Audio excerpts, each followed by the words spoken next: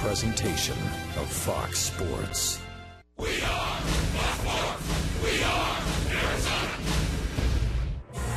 2011, an improbable season that has taken Diamondback fans on an unforgettable ride. Each night, a new hero emerges and new milestones are reached. Ian Kennedy is a 20-game winner.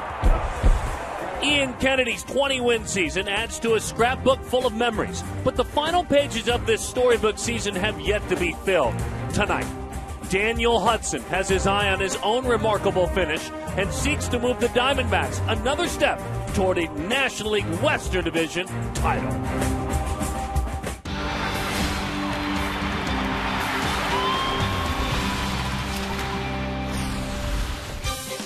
And in doing so, they'd make this gorgeous state, the great state of Arizona, top to bottom, east to west, very proud for what has been an incredible year here at Chase Field. It continues tonight against the Pittsburgh Pirates. All the action tonight is on Fox Sports Arizona. When you take a look at the National League Western Division, you can see the pitching matchup between the Giants and the Dodgers. That we're peeking at is Lincecum. It's against Kershaw, but the magic number for Arizona is 4. Now, Milwaukee, 1 game up, 5 runs up, though, with the best record home field. Talking about that for the right to open the playoffs. At home, they're leading by a score of 5-0. Hi, folks. Welcome back to the ballpark. Glad to have you with us. You know him. This is Mark Grace. My name is Darren Sutton. We trust at this point in the week you've had a very, very good one. Instead of talking about a week, let's talk about a month, because over the last month, no one has pitched better than the Arizona Diamondbacks. That's true. They've ridden a red-hot starting staff, well, to that ERA that you see, and that's why they have opened up a 5.5-game lead with only 8 games to play. You knew the Diamondbacks were going to hit the baseball this year because they've hit the baseball in the past. You didn't think they would put up pitching numbers like they have this year, Darren. It's been a lot of fun to watch. Daniel Hudson's been fun to watch because we know that Hudson decided to evolve this year. Tried to hit a few more bats, get a few more ground balls. The end results have been strong. I'm a big believer in if it ain't broke, don't fix it. Well, Daniel Hudson doesn't believe that. It was not broke at all last year, yet he decided to fix it. He wanted to go deeper into games, not throw as many pitches, and in order to do that, he had to pitch to contact. He had to get more ground balls. He's done just that, and because of that, right now, he's a 16-game winner. There has always been something about Ryan Roberts that has caught your eye. His heart, his effort, the way he plays the game. You know what catches folks' eyes now? When we stack him up against some of the bigger-name third basemen, when we look around the National League, this is where Ryan Roberts is this year. Well, Pablo Sandoval, Chipper Jones, and Aramis Ramirez, they were certainly supposed to make their teams. Ryan Roberts was not supposed to be on the Arizona Diamondbacks. Only an injury to Jeff Blum allowed Ryan Roberts to make this ball club. He has taken his opportunity, he has run with it, and he is right there with the best in the National League. Certainly glad to have you with us tonight. Gracie and I with all the action, and when we come back, we hope to trim that magic number even more. Got to shrink it. Get it on down. Heck, it could be 2 when we all go to bed tonight. The Diamondbacks, the Pirates, the ball game's next.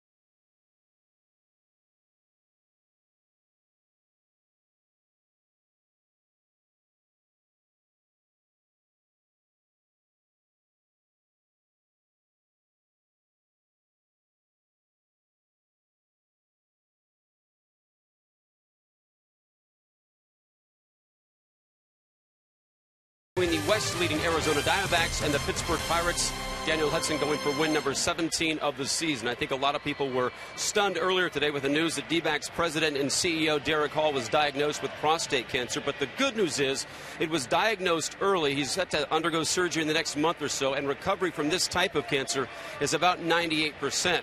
In typical Derek Hall fashion, he remains upbeat about his future. It's an opportunity for me, in my opinion, to spread the word, to educate, and to get men to be tested, because it is very prevalent. And I see this really as an opportunity. I'm honored to be able to share the message and educate others to take care of themselves.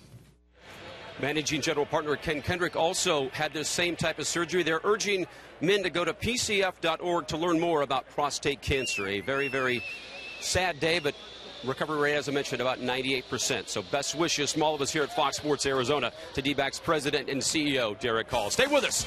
Game 2 of this three-game showdown between the D-backs and the Pirates headed your way next, live from Chase Field, right here on Fox Sports Arizona.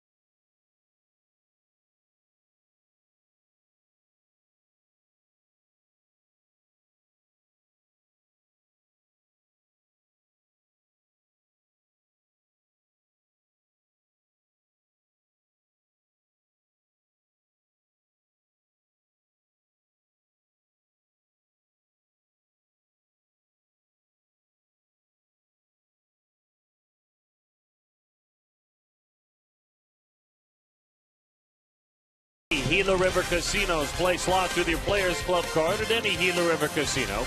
You can win up to $20,000 right away.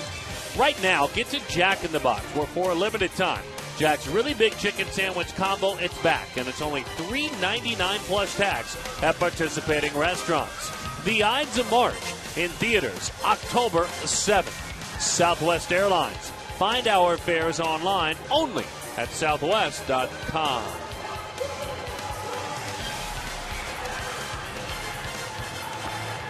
Diamondbacks in their home whites, ready to go to work. Daniel Hudson seeking his 17th win of the year. They take the field, get ready to go to work. Let's take it top to bottom and look at the Pepsi Max starting lineup for the Pittsburgh Pirates. Out of Ole Miss, Alex Presley. It's Neil Walker, slugging second baseman. Andrew McCutcheon, an all-star. Derek Lee, Ryan Doman, Garrett Jones with Pedro Alvarez at third. Ronnie Cedeno at short, and Charlie Morton on the mound. Amazing that Daniel, we talked about him a lot for the last year plus since he came over from the White Sox, still just 24 years old. The big fella rocks and fires. He goes to work. We're underway at Chase Field with a fastball that appropriately sinks over the outside corner. The numbers on the season, 16 wins for Hudson, already 210 innings, and only 15 home runs allowed. And when he talked about making a change to his approach, having the ball sink a little bit more, he wanted to make sure in this ballpark and others that he trimmed that number. Only 15 home runs for a pitcher like him. Very good. With the amount of innings he's had. There's a good fastball, 93 miles an hour. Strike two. I think it's very good, too, because if you look a little bit closely at some of the numbers, he skews as a fly ball pitcher. Absolutely. And on a beautiful night, yeah, fly balls are going up with the roof open tonight, folks. What a gorgeous night. Wish you were here. If you're not, look forward to seeing you tomorrow afternoon if you can make it down. Make your plans quickly if you're planning on coming Friday, Saturday, or Sunday with the Giants. Those tickets are going fast. And then if not, we'll see you next week with the Dodgers coming to town. Number off the end of the bat. Changeup. That's clearly the secondary pitch for Hudson if you haven't watched him pitch much this year. Fastball, slider, and a very good changeup. Lost to the Dodgers 3-2 last time out. Pitched well, though. 7 innings, 2 runs allowed. He threw 61 fastballs, 28 changeups, and 12 sliders. So that's usually how he'll throw it out there. Into right field, Upton coming on. He'll play it on a hop and kick it off towards Chris Young. With big long strides for Presley the entire time. He's saying if they're not getting it back in, I'm headed towards third, but Presley is on. Second baseman, number 18, Neil Walker. Went with the fastball down and in. Presley just smokes it. Upton can't come up with it, and he just kind of flips it on over, and for some reason, Chris Young tried to do the between the legs grab. And it's a double to start the ball game. For one, Mr. Alex Presley, very impressive. That was a pretty good pitcher's pitch, and he drilled it. So he is in scoring position for Neil Walker, who goes to Hackett. Second baseman fouls that one off. 0-1 the count on Walker. Now Hudson, his last outing, had a bump in the road early, so he's trying to avoid that. In the first inning, he gave up 2 runs, 4 hits, through 32 pitches. Rest of the game was fine. Fabulous. Just 1 hit the rest of the time, 69 pitches total.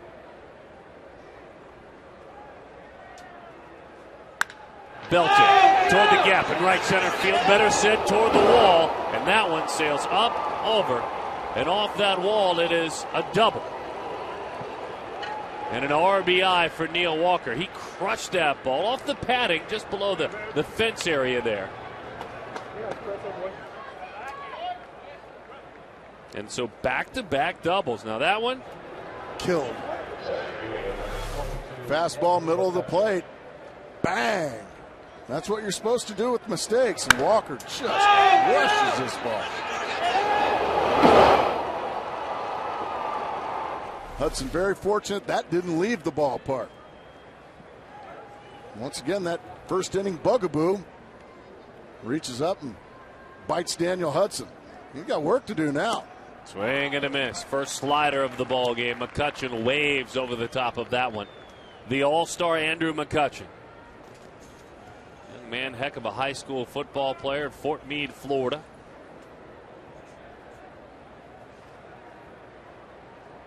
And has been the heartbeat for several years of this organization. Fastball too much for him. He elevated as he went after it. Big out because the runner doesn't advance. Defensively, we take a peek. And it's brought to you by David Robleski and Associates. Same outfield as we've seen just about every day for quite some time. Roberts gets a start. Remember, it was Blum playing a couple of days in a row. And Miguel Montero behind the plate. Why not play every single day if you're Miguel Montero? Roberts back over there at third. We talked about him coming on the air. You noted that he had played, of those players we showed you, second most games played on the list, more than Chipper Jones, more than Pablo Sandoval. That pitch is a strike to Lee and a late call of a strike, and Derek none too pleased about that. He thought that ball was away, and Derek Lee letting Larry Vanover have it. Larry Vanover been around a long time now. Big full head of gray hair. One of the good guys in the game. There's a lot of strike zone to work with if you're dealing with Lee. Fastball is high and inside. 1-1 the count. Derek spent some time on the disabled list, a hand injury when he came over to the Pirates when he was acquired from Baltimore. Otherwise, when he's been healthy, he's been great. They brought him over to hopefully make a run as that one is buried in. He's only been healthy for 20 Pirates games since he came over, and he's hit .333. 5 home runs. You and I were talking about it, Gracie. He's slugged over .580. So it's been productive, just not very productive. Some bad luck with his health. Former Rockies manager Clint Hurdle. Change up, strike 3. There's even a veteran right there, just letting an umpire get to him, frustrating to the point that he started swinging at everything. And watch the frustration. No, really, watch the frustration. There you go. So back into the dugout he goes. Derek Lee, a strikeout victim, and Daniel trying to clean things up. Yeah, he pieced it together nicely. You give up 1 in this inning after a couple of ringing doubles. Feeling pretty good about things. Ryan Doumit, though, pretty solid hitter this year. He's another guy that's fought injuries this year. Just about everybody that is caught for the Pittsburgh Pirates this year has been on the disabled list. And Chris Snyder had to have back surgery. Former Diamondback, traded away last year. Chris will spend this winter healing up, and I would imagine as that changeup is swung right through. We're talking about Snyder's future, that the contract and the option probably won't be picked up, so he'll be looking for work this winter. 1-1. I think that's Chris calling now. Oops. That was me. I should have turned it down. Pitches inside. I'll be honest, that was me. 2-1 the count. $100. Finding you $100 for that. Well, Eric Young, Wade Miley, and Mark Grace now have all been fined by Darren Sutton $100. 2-1 the count. Yeah, that's a large phone faux pas on my part. Yeah, it's only happened to me about 9 times this year. Even better, and you folks have been there, you're meeting with someone that's important to you, whatever you're going through, and you leave that phone turned up. Happens to all of us. It's obviously somebody that doesn't live here, because everybody that lives here should know I'm on the air. 2-2 the count. Belted into left center field. Looks like there's room, though. Chris Young is there to put it away. The Pittsburgh Pirates came calling early, and they strike 1-0.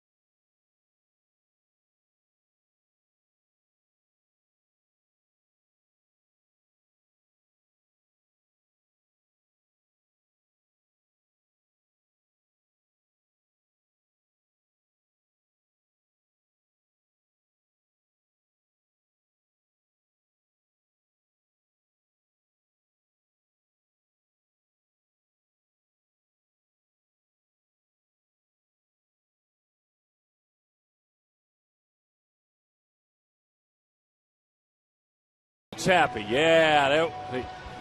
Uh-oh. Yeah, there's a good man. You know, he could have just run off and let somebody else get it. Nah, I'm here for you, pal. Let's try somebody else. Let's just throw it a little There we deeper. go. Well, that was a terrible throw. What was the matter with her? He's got a great arm, but that was awful. Yep. Security? Yep. Is that going to have to cost Gerardo? Look at that gentleman. Well done, sir. That's Our 100. Glover. It's 100 for Parra. Let's go ahead and write him up down below. Here's Gerardo Parra. You love the spirit. Love thinking of the fans. Just an awful toss, though. All right, the Diamondbacks trail after the Pirates 1 run in the first. They're going to face Charlie Morton, who has, up until recently, had an awfully good year, Darren Sutton. A very good year for the Pittsburgh Pirates. He pitches in a similar manner to last night's starting pitcher, with sink, with contact, the degree men adrenaline pitcher's numbers. You can see making his 28th start of the year, a respectable 3.8 ERA. And that's what we're talking about. If he gets you, Willie Bloomquist is erased. He will get you on the ground. Let's take a look at the starting lineup, brought to you by Southwest Airlines. Go online to southwest.com/Yahtzee for your chance to win rapid reward points. Hill, Upton, Montero, Paul Goldschmidt, Chris Young, Ryan Roberts gets the start. Gerardo Parra, C-note lighter, and Daniel Hudson, he bats ninth. Skipper Kirk Gibson continues to move that overall record as a manager well over 500. Remember, he managed for quite some time last year and had to deal with a lot of losses. He's a winning manager now, and pitching's been a big part of it. The crowd mic's work as the 0-1 is inside. 1-1 the count to Aaron Hill. Thought my phone was bad. Hill 297 as a Diamondback. That's this season overall. Hot shot, foul ball up the third base line. That's twice he's been out there working hard. That's a busy security guard. Who we got down the line? That's one of our Golden Glovers. That's Gregor Carr out there. Oh, okay. We know Gregor. Yeah, he's out there, and he's the one who ran out there and flipped the ball to the fan, ran that country mile. Ron Pennington's in right field. Hi, Ron. Yeah, a couple of veterans. Breaking ball bounces into the dirt. Yeah, Ron's old school. I mean, he certainly knows how to handle his business down the right field line. He's just waiting patiently. Got his ring on his right hand there. Now he's a big part of the success. 3-2 now. We all did it together.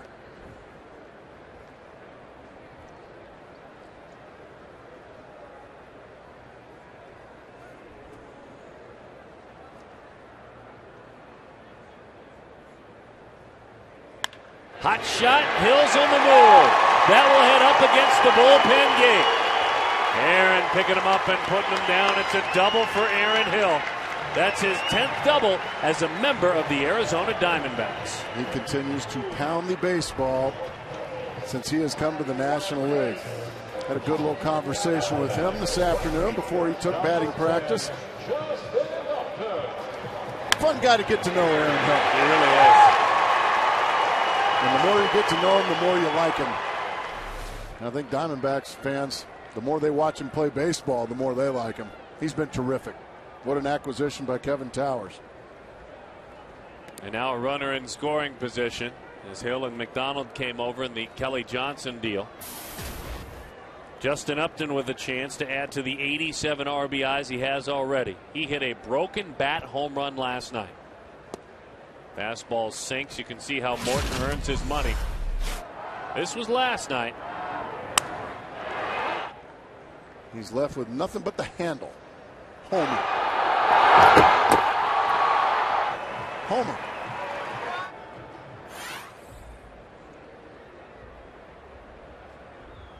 The 1-0. Upton, high fly ball toward that gap again. Racing and running it down is Presley, and that is a fine play by the young left fielder for the Pittsburgh Pirates. Goodness. Took an RBI away, took extra bases away from Justin Upton. Well, you have to play deep with Justin. He hit this ball with some fading spin on it. It was fading away. As you see the swing there, it was fading away, but he's got great speed, does Alex Presley. He runs it down nicely. Aaron Hill tags up and goes to third base. but a really nice play there to take away an RBI. Now Miguel Montero with a couple outs, he'll try to tie up the ball game.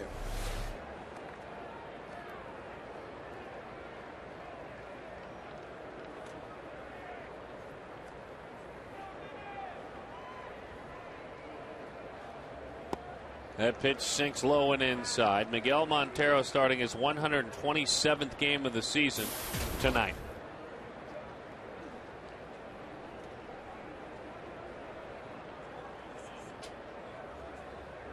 One and 0 the count.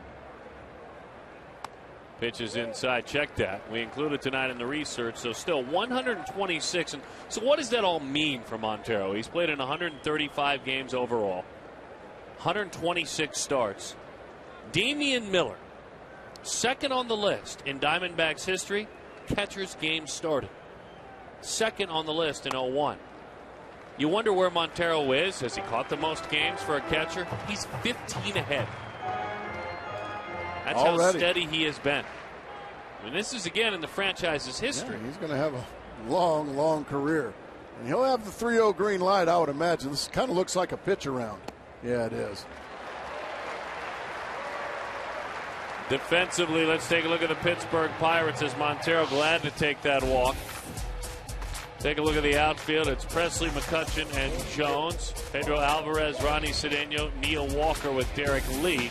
Ryan Doman behind the plate. Lexus sponsors it. There's that young man. Alex Presley made the great play with Andrew McCutchen in center and Garrett Jones in right field. All right, Paul Goldschmidt. 24 runs batted in 41 Major League games. And the curveball misses outside. 1-0 the count to Paul. He doubled last night. He was 1 of 3. In his last 3 games, he's 4 of 9. Walks are coming. There's a little bit of everything going on with his game right now offensively. All of a sudden, Morton having trouble finding the strike zone. He's 2-0 with Chris Young on deck.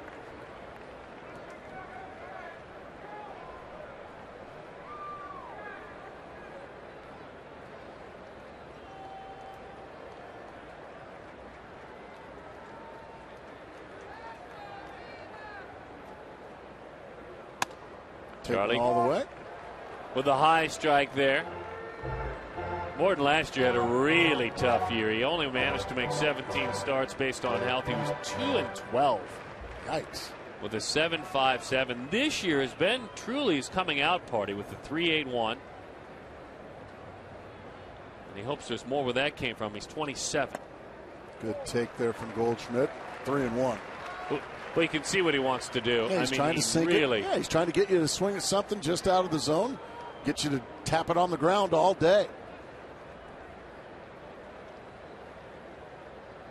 Last time out, pitched very well against the St. Louis Cardinals. No support though, and lost 3-2.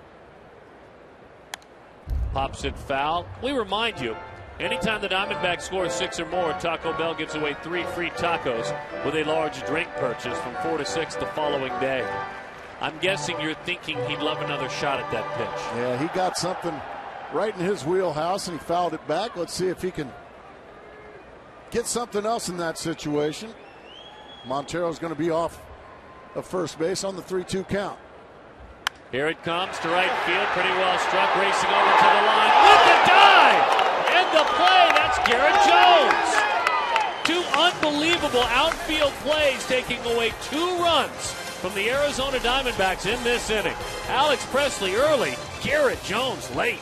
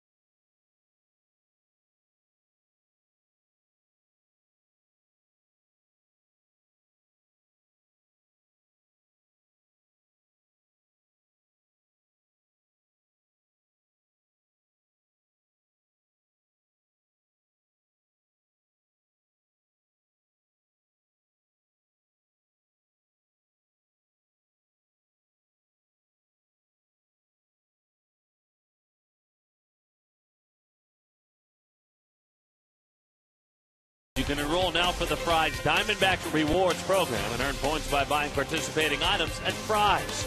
Kia Motors. Learn more. Visit phxkia.com. Moneyball, starring Brad Pitt in theaters, September 23rd. You going to go see Moneyball? I am. Are you? I am.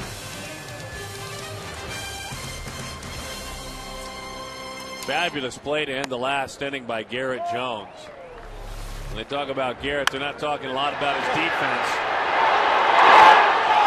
He landed hard on the right side of his body. Well, he took 2 RBIs from Goldschmidt.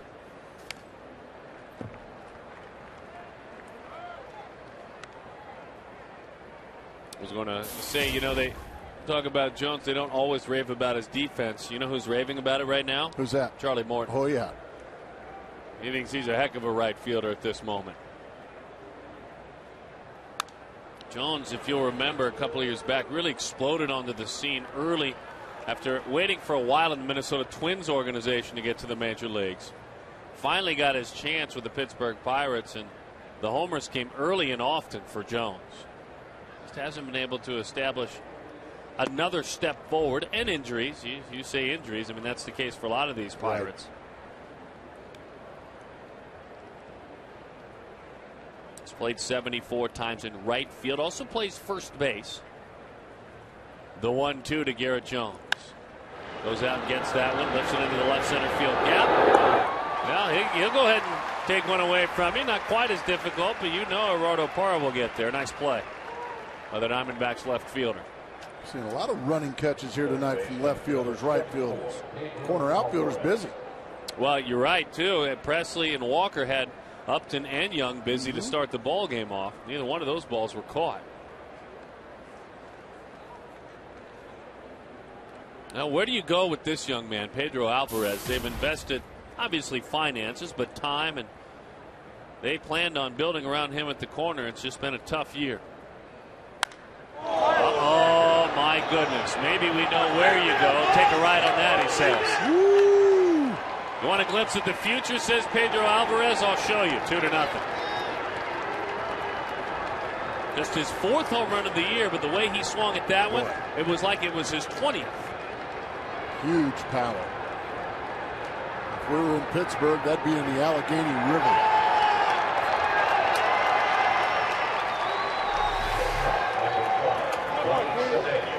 Fastball middle. Fastball crushed by Alvarez. Oh, my goodness.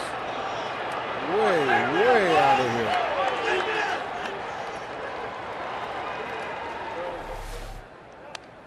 Cedeno back to the screen. Alvarez actually was sent down to AAA for some time. Hit 154 down there. He missed almost 2 months with a quad strain. Well, I think that answered your question. What keeps the Pirates coming back for more? It's the hope that will be more prevalent. The possibility of seeing that a lot more next year.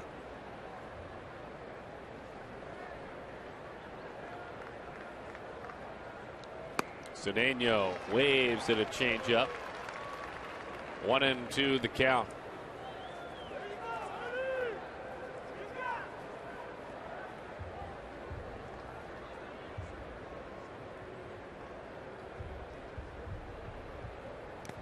Into the dirt it goes. 2-2 the count. Well, there have been 3 balls against Hudson, and he'll tell you as much, that have been hit really hard. Presley's, Walker's, and then Alvarez. All have been squared up. All 3 left-handed hitters. Off speed, fouled to the backstop. Well, let's take a peek at the numbers. Overall this year, he has actually held tight left-handers to a lower batting average than right-handers. A difference of about 16 points, as you can see. Slugging percentage is higher, righties and lefties. Fastball. That was just some anger behind that fastball. He just blew Cedeno's doors off. Pitcher number 50. Bang. Morton.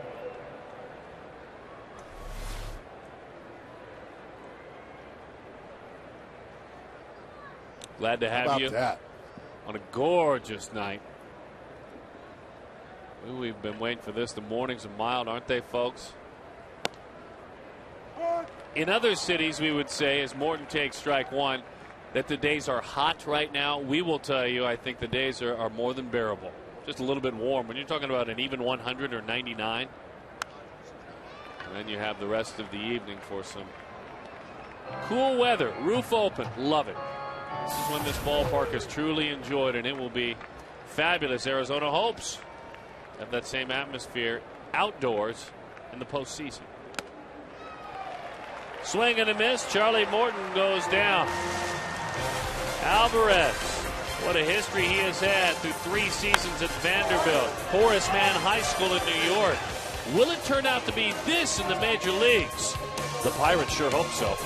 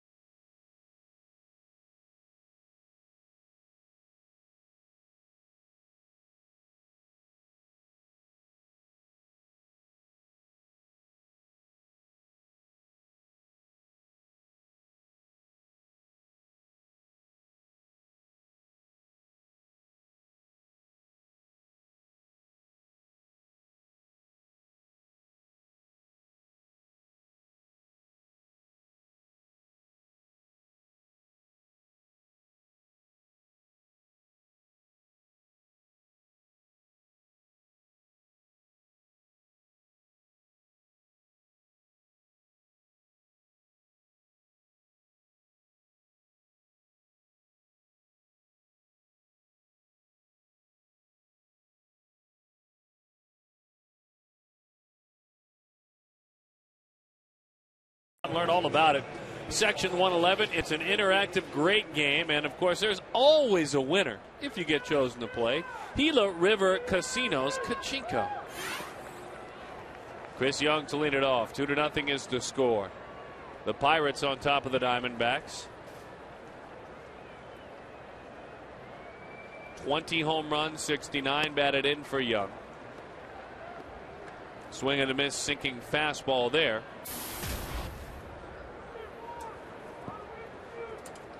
From Charles Morton. Curveball is outside. Morton is from New Jersey.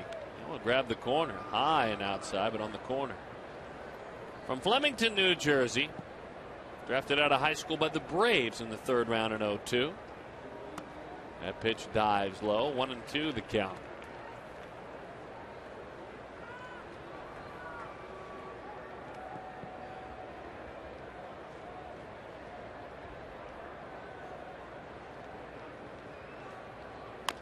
Ouch.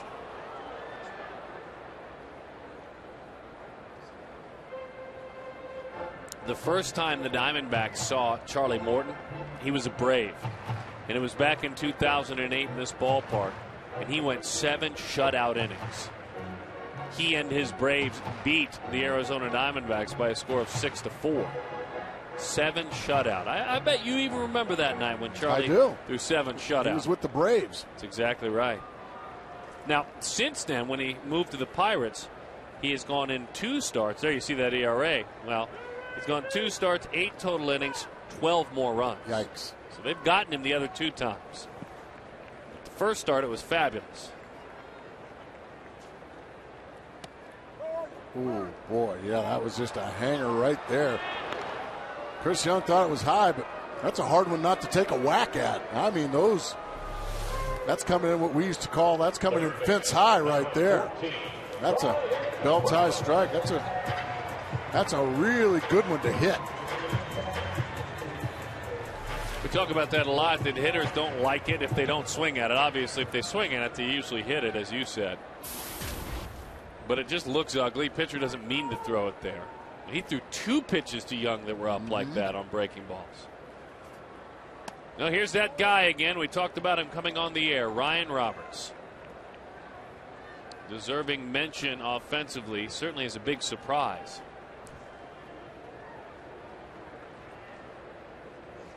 What he has done has played a little bit of second, but mainly at third base. In the games he has been out there, amongst some other guys that we threw up there with some pretty good power numbers, that was one of the key categories, and good enough defense. He's holding his own. Swing and a miss, 2-1 the count. Got a little out of his character there.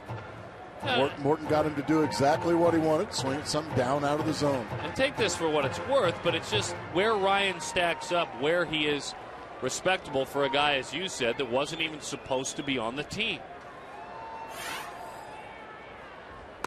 Inside.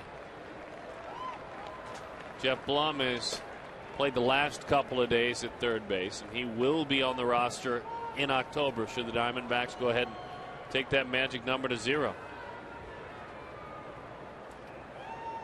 The 3-1.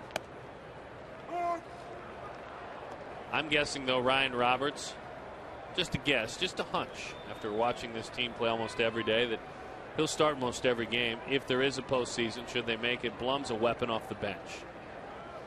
But then again, we never guess with Kirk Gibson. That's exactly right. I think whoever finishes the strongest, gonna, just at about any position, is going to get the starts. That Kirk Gibson. It's always a good guessing game. Who's going to be in the lineup?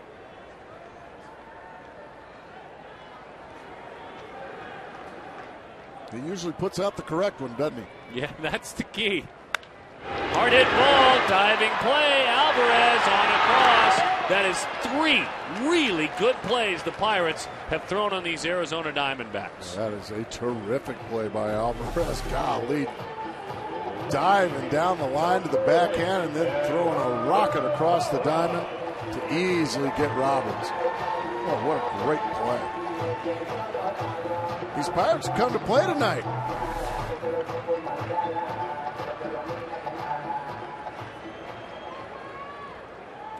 They lead it 2-0. That's a difference in last night's game. There was some solid pitching early on in last night's game on the Pirates side. And the work that was done by Jeff Karstens, but the offense wasn't there because of Ian Kennedy.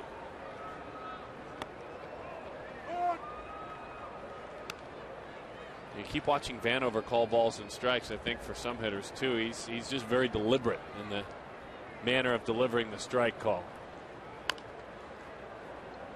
So I think when a guy agrees with a call, they disagree even more. It takes a minute to hear what it is.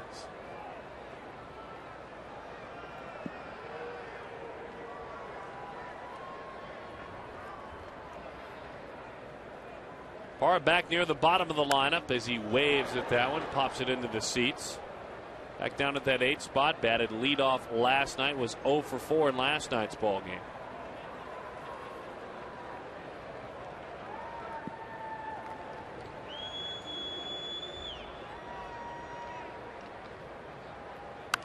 Breaking ball fouls it off. Every time a Diamondback player hits a homer, it's a very good thing, because Fulton Homes will donate $150 to the Central Arizona Mountain Rescue Association.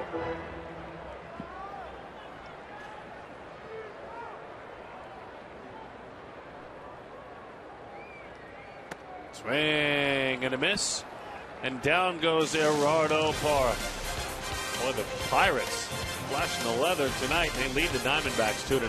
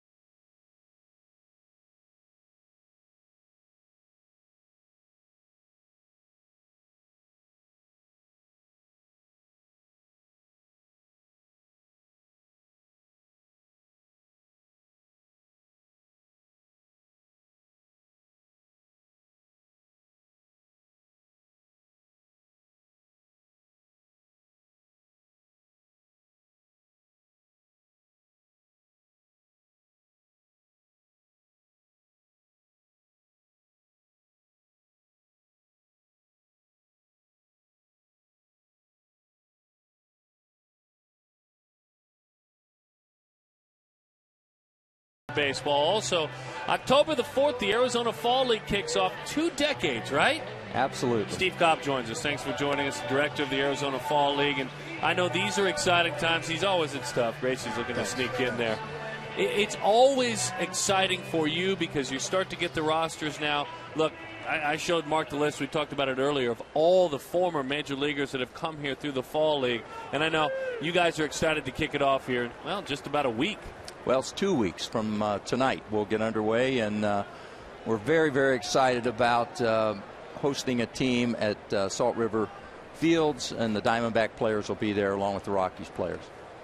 6-league team, top prospects. It's every organization represented. And explain to our new fans of the Fall League, organizations pool together and they share, correct? We put 5 major league organizations together to form one roster, and basically in a game you'll see players from 10 different organizations. So that's why the scouts love it. That's why the fans love it, because you can see the next wave of major league players.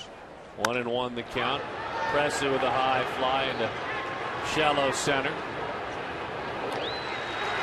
Now, put me in the fan seat. If I'm a fan, you know what, daughter, son, it's a beautiful Saturday afternoon. Wife, how do I go about going to see a Fall League? How much does it cost? Tell us a little bit about where would I go? Some spots around the valley that I could go to that are close by. Well, we play at 6 different spring training sites. We play at Surprise Stadium, Peoria Stadium. You can talk. Okay. Phoenix Muni. We'd rather trust me. They want to hear from you, not me and Darren. Phoenix Muni, Scottsdale Stadium, Salt River Fields, as I said, and Mesa Hohokam. Our tickets are very family friendly. They're $7 for adults, $6 for kids and senior citizens.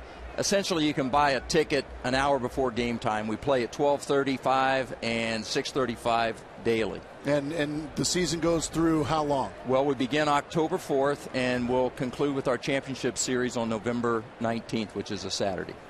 And you can, of course, find out more MLBfallball.com to visit. Good question, Gracie. And my question for you is, this year, again, we're seeing some of the big names besides Diamondbacks. Mike Trout from the Angels organization. Bryce Harper is going to be part of things. Again, you have an elite core of young players, correct?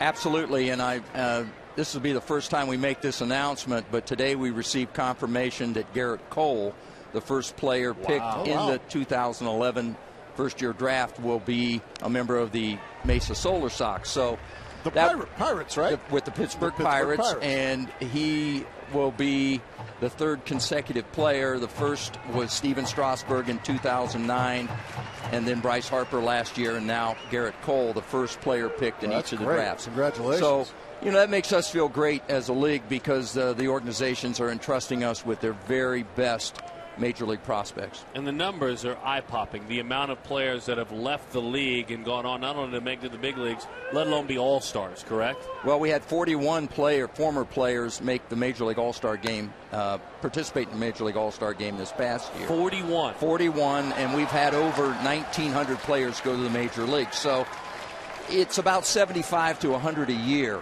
So it's a really good look if you come out to a Fall League game of seeing players that will, in fact, be in the major leagues the following year. Well, that's a much higher number than I anticipated. Good for you. It really is. You should be very proud of that. Well, like I said, I'm grateful that the organizations think enough of the league to actually send their best players here.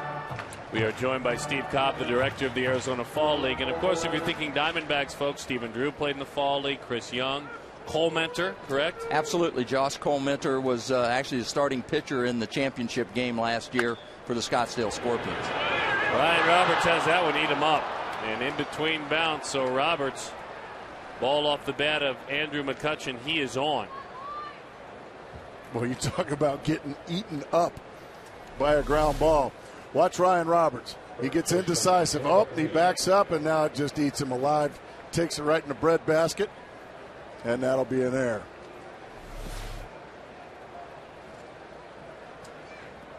So October the 4th, the Fall League starts in earnest. And again, all around the valley, I think that's what's exciting for our viewers. We have folks on the west side. We have folks down south. We have folks up north.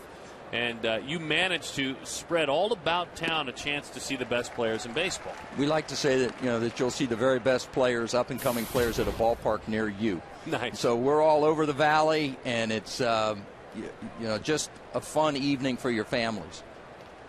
0-1 the count on Derek Lee.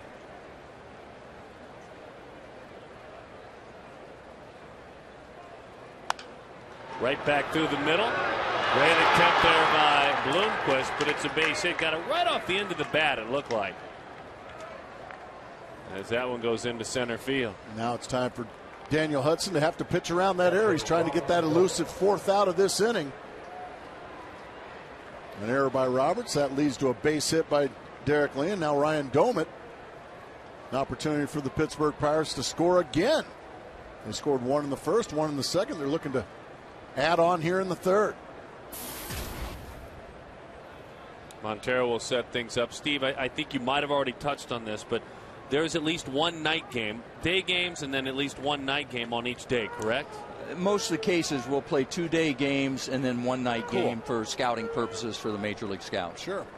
And I think that's great for not only the scouts, but the fans. I mean, for the folks that are working the day shifts and the daytime, get a chance to, as Gracie was asking, take someone out. You can take your family out on a weeknight and go. Absolutely. The majority of our night games will be played either at Scottsdale Stadium or Salt River Fields. There's a few night games at Peoria Stadium, but by and large, Salt River Fields and Scottsdale Stadium. And it's the same situation that you guys had Don Mattingly managing in your league last year, right? Absolutely, yes. That was, an interesting situation to have a manager kind of named to the Major League organization, but knowing that he's going to manage the following year. Mr. Cobb, thank you very much. Best of luck with the Arizona Fall League. Best of luck, brother. It gets underway in earnest in 2 weeks. Find a ballpark near you. Visit MLBfallball.com.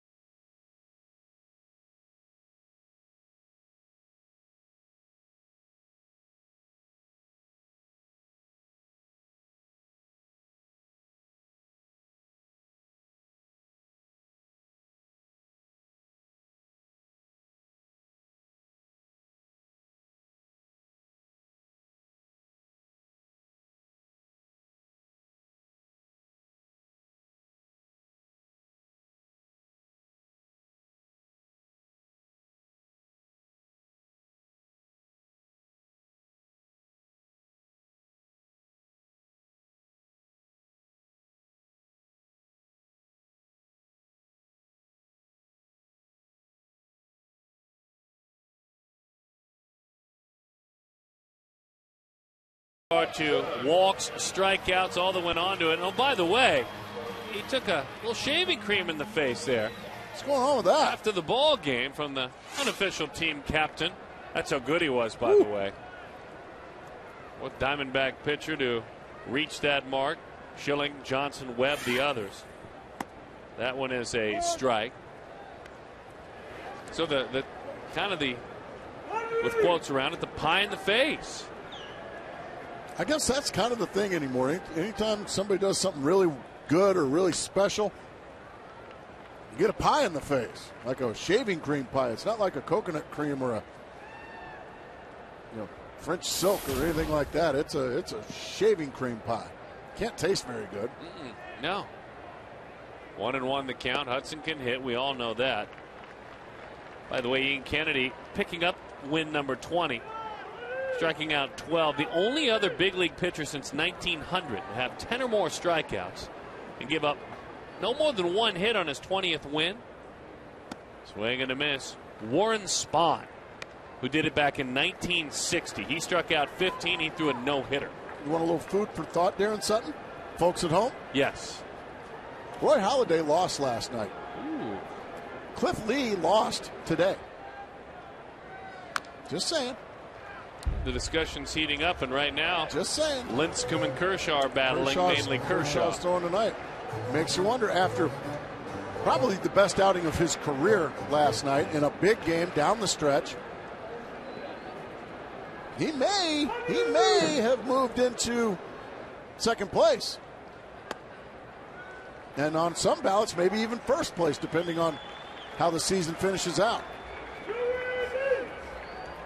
Just food for thought. Very good food for thought. Little fodder. The 3-2. Bouncing ball, Alvarez.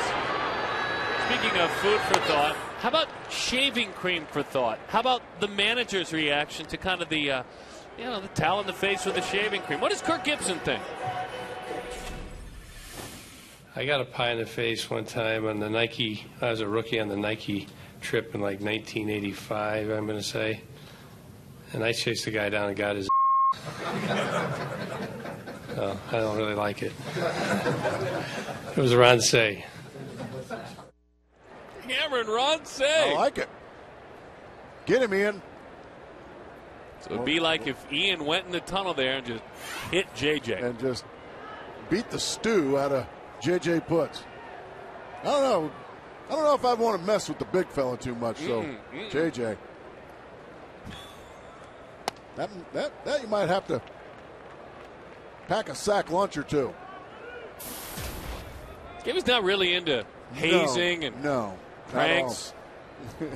He seems like he was into fighting.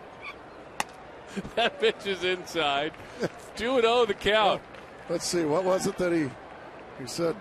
What if he was Jack Billingham? Yes. What tried to make him wear a rookie costume or a rookie outfit. Are you sure that's what it was? Some sort of hazing. Let's put it that way. There was some sort of hazing. I mean, we know what he did with Jesse Orozco with the eye black in the hat. I think he chased him from where he was in Vero Beach like to Miami, trying to catch him. It led to fisticuffs. So, Gibby liked to play, and he liked to fight. The 2-1. Popped up into right center field. And that one is put away. You know, we were telling you that story about Jack Billingham, folks, and we shared it with you on the air about Billingham, whatever the hazing was, tried to do it to Kirk Gibson, and Gibson didn't much like it, and there was some physical altercation. It was a fight. We compared it to, it would be as if Colin Cowgill, who had to dress in the rookie outfit when they dressed up on this recent trip, just went up and just popped JJ. Just punched him right in the nose. Well, there's another part to that story I'd love to share with you. Uh-oh. What do you got? As Aaron Hill digs in. Sounds like Darren's going to... No, it seems that there's it doesn't matter who it is, a friend or a member of JJ's family who heard kind of the tail end of that we were giving as an example last week and literally called JJ and thought that Colin Cowgill had hit him in the face. Oh. Well, no, that didn't happen. Because Colin Cowgill's got to understand, as a rookie and maybe a couple months in the big leagues, if you punch one of the best closers in the game right in the face, you're probably going to get released. And I'm sure Colin likes his career and loves being in the big leagues, so you should probably just leave JJ alone. Just a straight fictitious example. And the phone call came in, and JJ puts in his cell phone, concerned that there was some shenanigans, some fisticuffs going on with the red-hot, all-get-along Arizona Diamondbacks. So JJ came and spoke with me. That pitch is, did you guys say that I got in a fight with Colin Cowgill? I'm thinking to myself, oh, I remember. It was an example we gave. Oh. Well, it sounds like Kirk Gibson got in a lot of fights. 3-1 the count. And I don't doubt him one bit. I wouldn't want that guy mad at me. No, sir. Second time Aaron Hill's been on. He doubled and was left stranded in the first inning. Now he's on with 2 outs in front of Justin Upton. Here's Justin.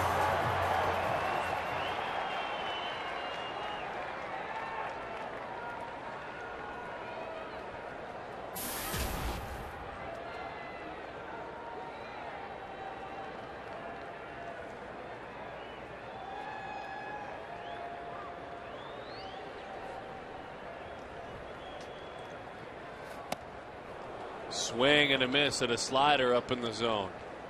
He came out of his shoes with that one.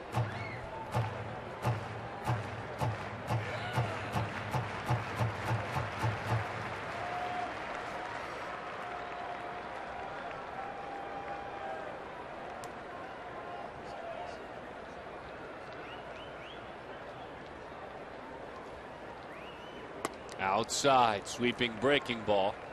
1 ball, 1 strike to count. Hasn't thrown a whole lot of good breaking balls tonight, Morton.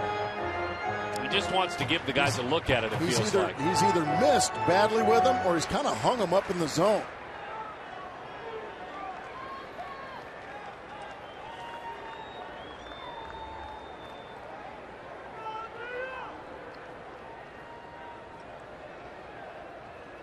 Outside again. There's another one.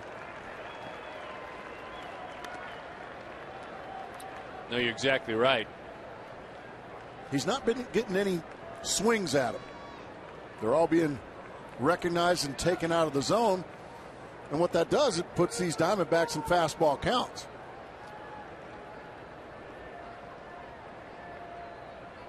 So will Upton see a fastball here?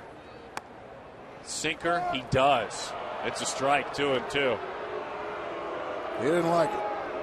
Well, my goodness, that dropped almost like a split-fingered fastball, that sinker. I think Justin thought it was inside.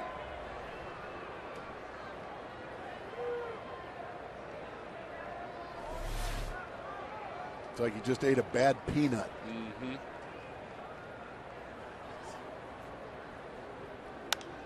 Got away. There's another one up. A bad breaking ball up in the zone.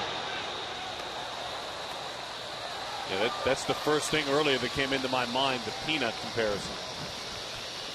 2-2.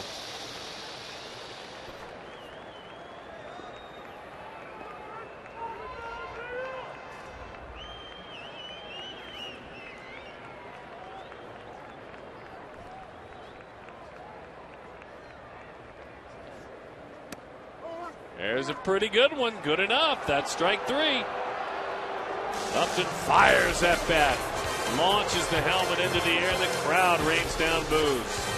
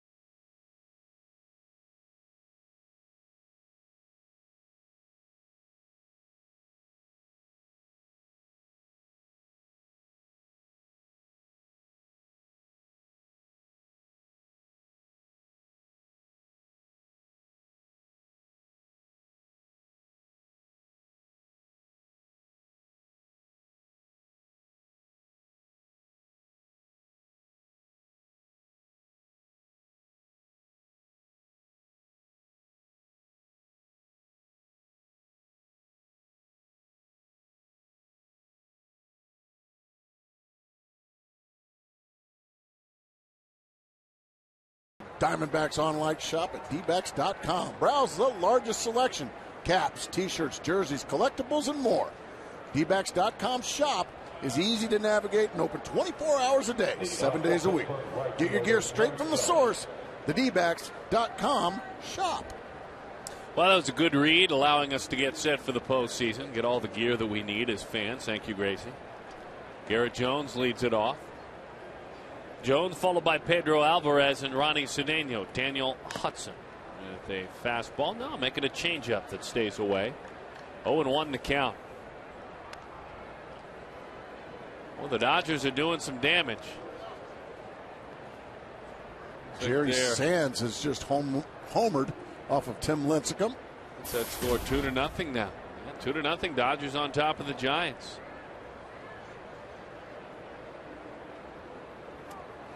Inside, Jones has to hop out of the way. There's that number. Boy, you hate to root for the Dodgers, but I guess you have to. You do. I'm sorry, but you do.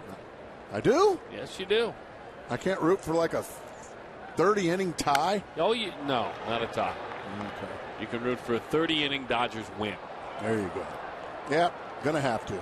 And I'm going to tell you, here's how you have to say it. You have to say, I mean, in true rooting fashion, I hope the Dodgers win tonight. The 1-2. Into center field, very shallow. Going back is Willie, too. It's in there. Just a Texas leaguer behind Bloomquist in front of Young. Garrett Jones, he is on. Already made a great play, saving 2 runs earlier if you missed it. Gets it right where he wants it. A fastball in. Jones just strong enough to get it out there past Bloomquist and Hill and in front of Chris Young. And these Pirates have been pesky tonight. They've had base runners everywhere. Plated a couple of them. 5 hits already here through 3 innings.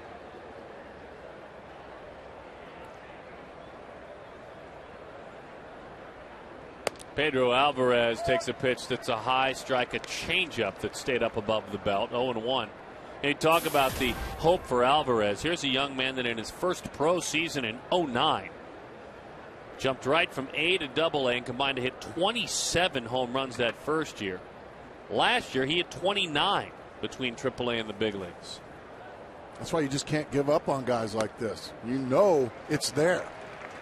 I mean, it's there. And we saw it in the second inning, didn't we? Oh, goodness gracious. First pitch fastball, and boy, he killed it. Ow!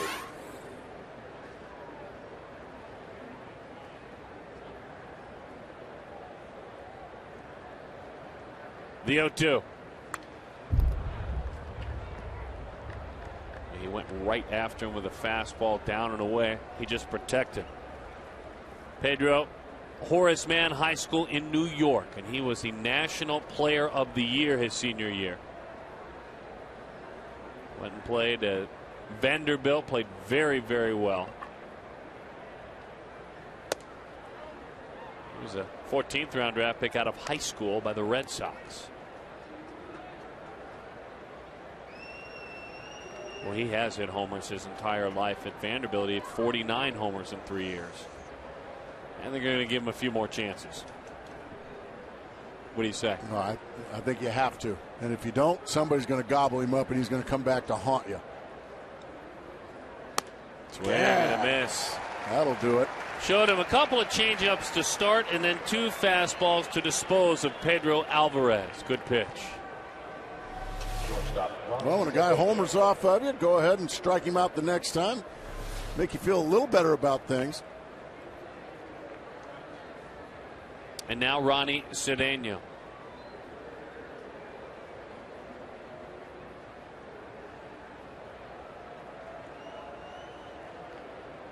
Cedeno started his career high expectations, the hopes of being an everyday player.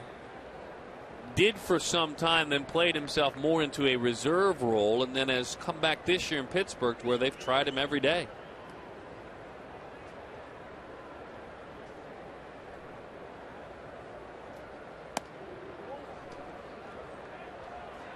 One and 0 the count to Ronnie Cedeno.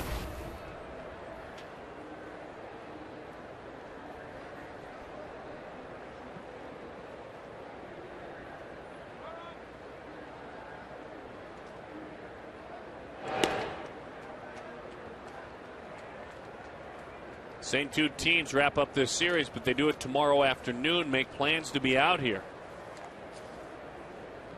First pitch at 12:40, so get on out here midday. Wade Miley, Ross Oldendorf. Bouncing ball, foul ball off the bat of Cedeno. And again, tomorrow's game not on television. It will not be on television, so make plans to be here.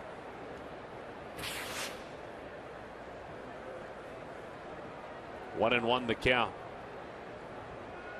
Wade Miley will be $100 lighter. Well, he'll be better off for it, though. The 1-1. Long run. Just protecting, wasn't he? Very good fastball there. And just beat him.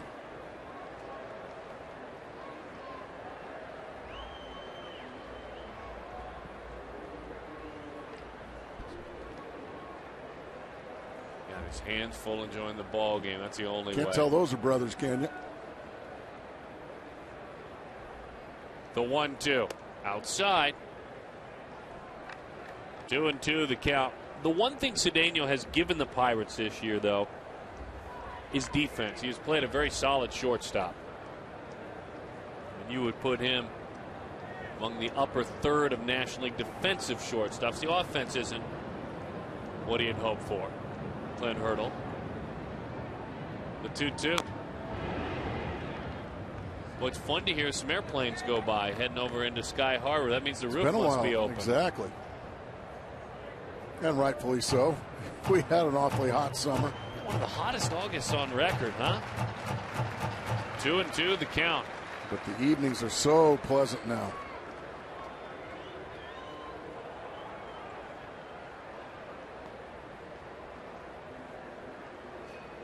The 2-2.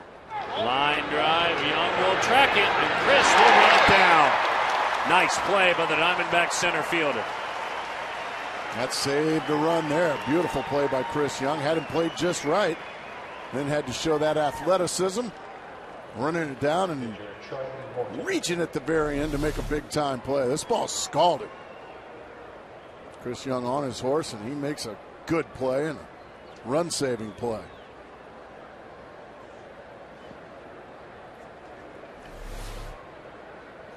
We saw Parra make a nice play earlier off the bat of Garrett Jones. Line drive, base hit, right center field. That's the pitcher, Charlie Morton. He was 2 of 48. Wow. When he turned that one around. 2 of 48. That ball was ripped. That gets opportunity for Presley. And I was going to say, he probably doesn't know his first base coach very well at all. Well, he hit that one like he knew what he was doing. Remember last night, the only hit Ian Kennedy gave up was to Jeff Karstens, the pitcher. Exactly right. The only hit. 087 hitting Jeff Karstens. And I thought Joe Borowski asked a fabulous question in the postgame show that hadn't even crossed my mind. If, in fact, that hit, when you would expect a pitcher not to get a hit, hadn't been there, is Ian Kennedy going back out to take a shot at that no-hitter? I don't have the guts to pull a guy after 8 no-hit innings. You? No. But again, I sat behind a microphone for about a 150 pitch no-hitter last year. Is that what it was about? You and Gonzo both. That's right. You're on vacation. Yeah. Well, I wasn't on vacation. Italian cruise. Well, wouldn't that be nice? 1-1 to count. Topper off the plate. Won't be easy. Willie will play it with a flip. And with the pitcher running, that's the only thing. Smart veteran play there by Bloomquist. He knew the pitcher was headed to second. That was his only shot in and out.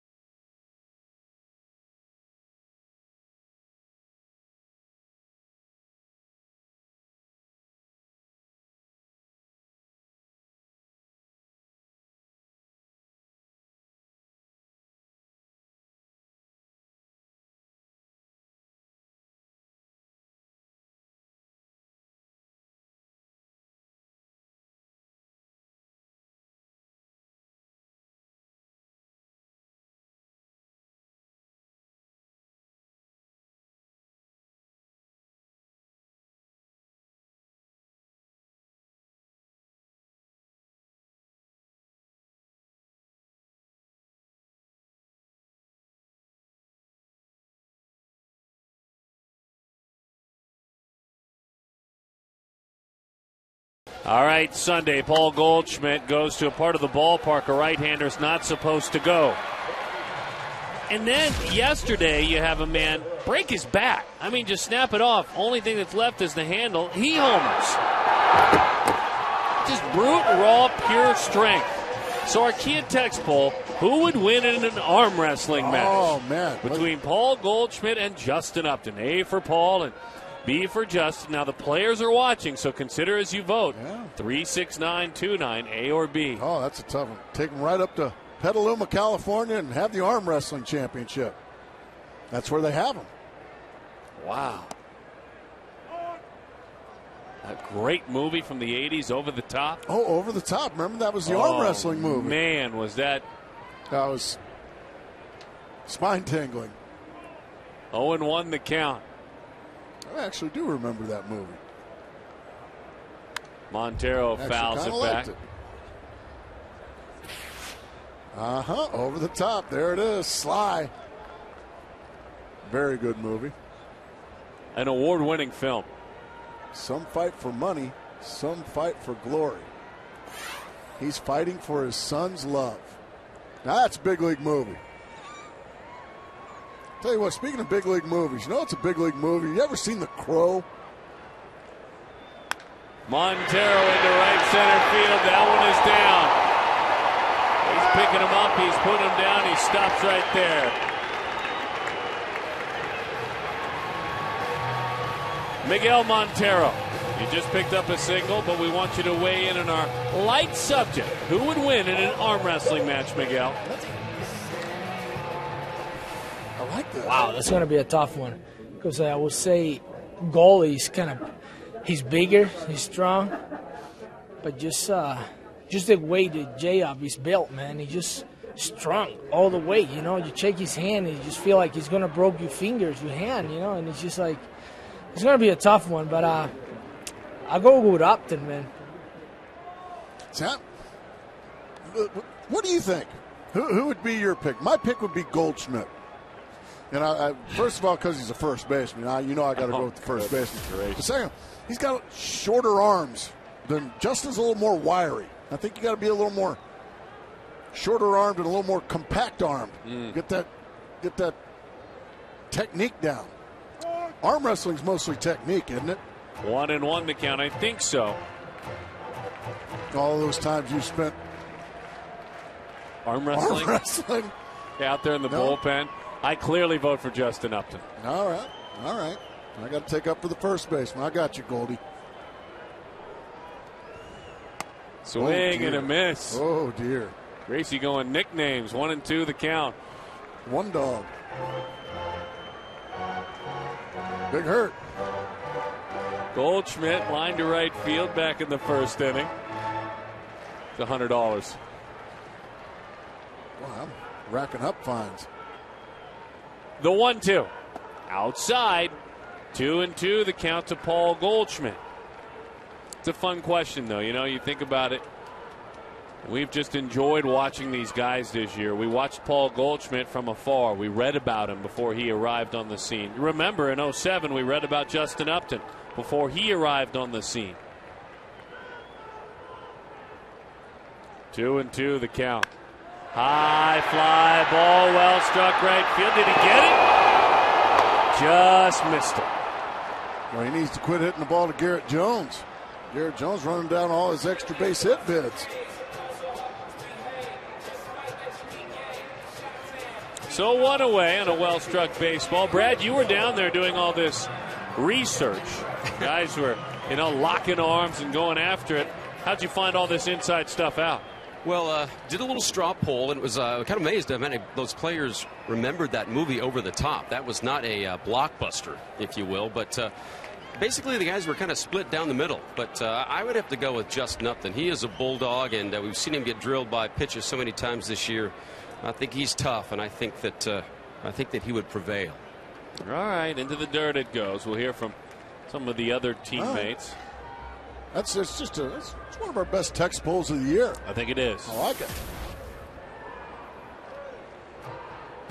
1-0 the count on Chris Young. The Diamondbacks trail at 2-0. with the Dodgers leading San Francisco 2-0 in the third inning at Dodger Stadium.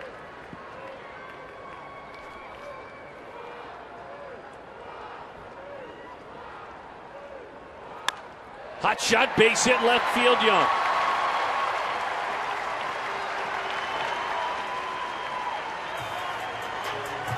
We know how much Chris can earn himself a chance to go to first with a walk. He likes doing this. This is what he really likes doing. Absolutely, you called it right. Hot shot, bang. He just goes right down and just nails it right through the hole between short and third. And the Diamondbacks got a little something going here in their half of the fourth. One out, first and second. Now Ryan Roberts, who was robbed by Pedro Alvarez at third base his first time up.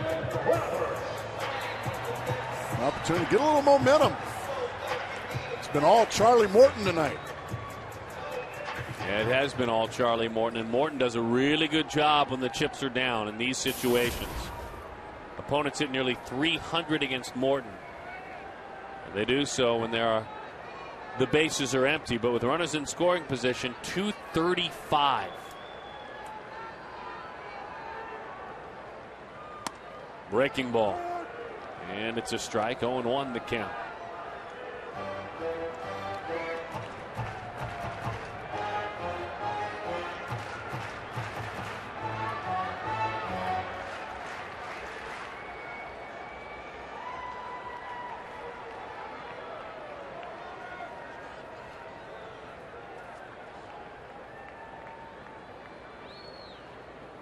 Swing and a miss, 0-2 the count. 4 of his last 24 has him talking to himself right now. CenturyLink high-speed internet, high-speed pitch.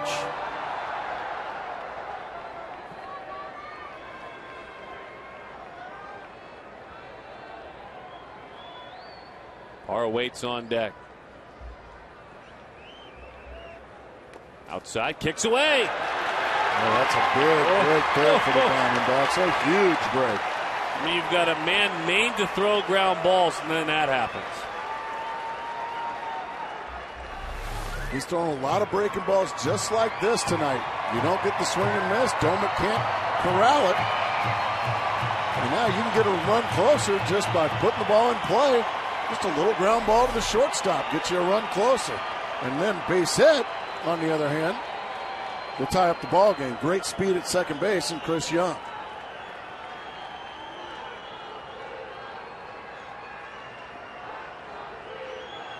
One, two, just got a piece of it hung on to by Domek.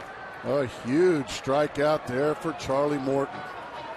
Not really much of a strikeout guy per se, but Roberts cannot make contact. And I would imagine Gerardo Parra probably going to get an intentional pass after the strikeout. So no contact means no run. And that's when those strikeouts are just so painful. Yeah, they're going to give a free pass to Gerardo Parra and take their chances with Daniel Hudson. Who can hit a little bit now. I mean, you understand this move. It's the right move. But Hudson has helped himself better than any pitcher in the National League, and that needs to be remembered right now. I mean, Daniel is a pitcher with 14 RBIs on the season. And we have seen him channel frustration in games into at-bats. See if he can do it here.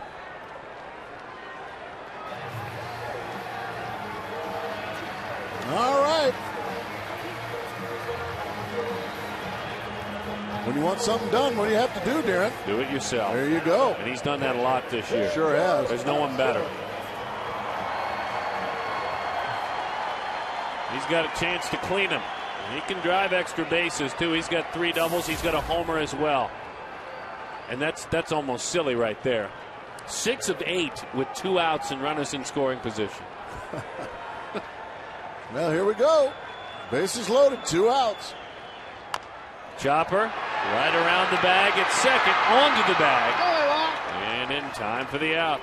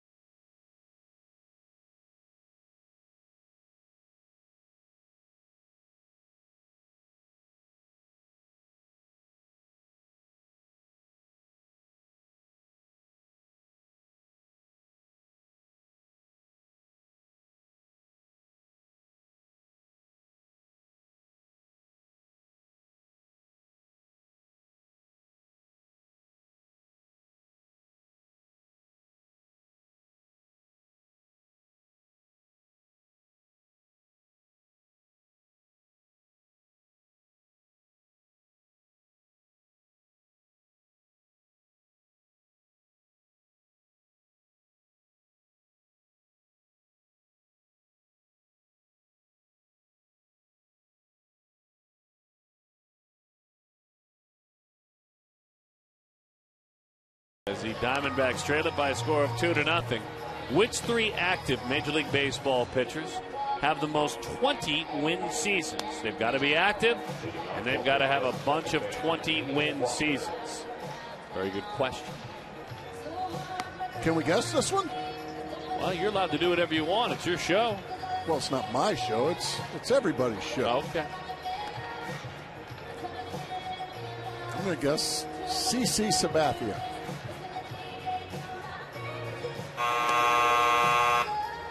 Nope, I'm not guessing anymore. All right, then. Neil Walker leads it off. Andrew McCutchen. And he will be followed up by Derek Lee. Hudson trying to keep it right where it's at. The offense in the first inning, Walker doubled in Presley. Both had doubled back-to-back to open up the ball game. And then Pedro Alvarez hit a jaw-dropping homer to deep right field 1 inning after that. Daniel has had to work. He has not had a clean inning on the evening.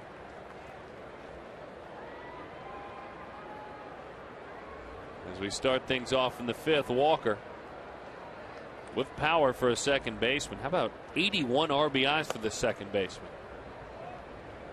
Pretty well kept secret when you talk about what he's able to do offensively. He's had a very good year, a rock solid year, a young guy, a local kid as far as Pittsburgh's concerned. One of the guys they're trying to build a foundation around. There is some big-time talent in the Pittsburgh organization. And they're all starting to get here at about the same time, Darren. Just for the city of Pittsburgh's sake, you just hope they start competing better. They're competing better this year. Is that one sky to left? Is there room for Geraldo Parra? Oh, you bet there is. Boy, does he cover some ground, folks.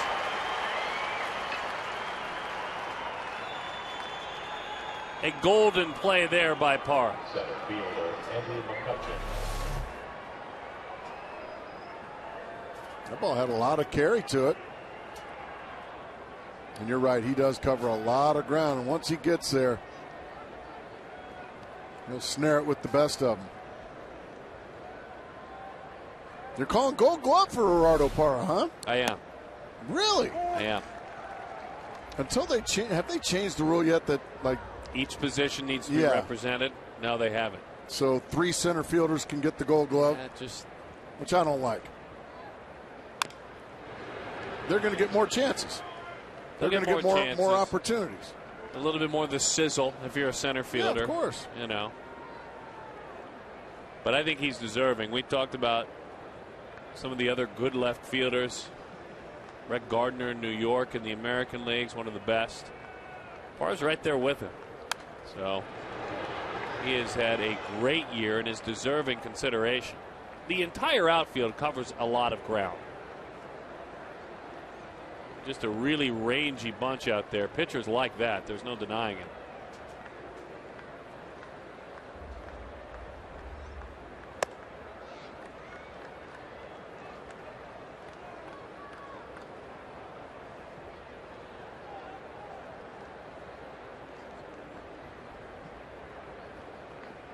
One and two, the count. Outside. 2 balls and 2 strikes.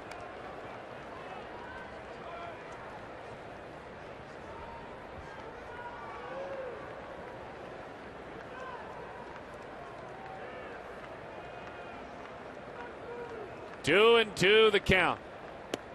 Boy, how did he lay off that good changeup? He did. 3 and 2. Well, he'd love a clean inning here. 77 pitches, so it's not out of control. The 3-2. He took another one. After 0 and 2, Hudson lost him, and he is fit to be tied with himself. Daniel seeking his 17th win of the year tonight. As he works here in the 5th inning, he's looking to complete his 215th inning.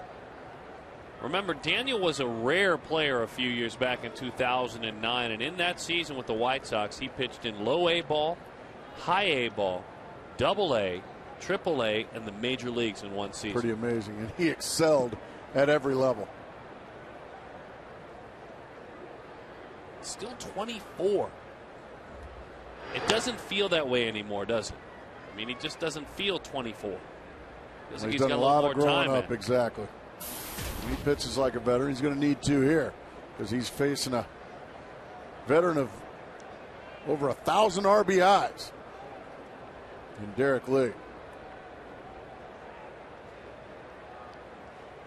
Yeah, he's keeping an eye on McCutchen, who has 22 stolen bases. Half the base runners that have attempted with Hudson on the mound to steal a base have been thrown out. Half. Big guy, stands about 6'6", Hudson. Pretty good athlete for his size, wouldn't you say? I would say. Pitched collegiately at Old Dominion. That one sails high. 1-0 the count. Daniel all of a sudden having a little trouble finding the strike zone. He's going to back off.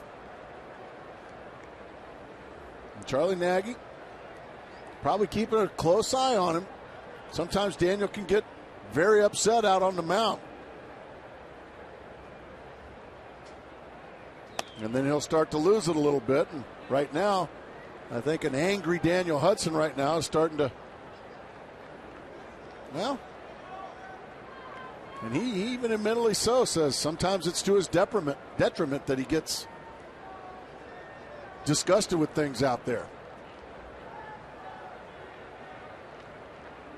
Swing and a miss. Change up there. Beauty.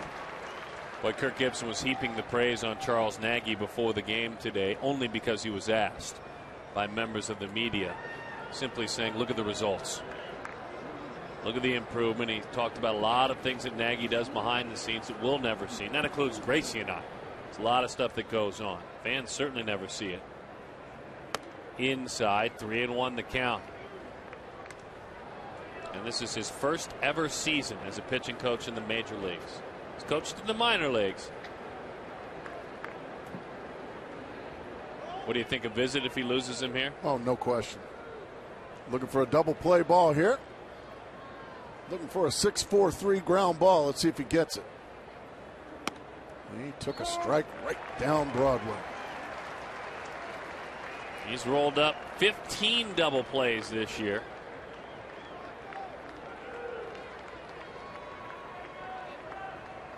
Bunching the bag a bit. That leaves some space on each side of shortstop and second base. Runner goes, trying to stay out of that double play. A 3-2 changeup there. Glenn Hurdle's first baseman was throwing a 3-2 changeup last time out, and he got it. He struck him out with it. That was back in the first inning.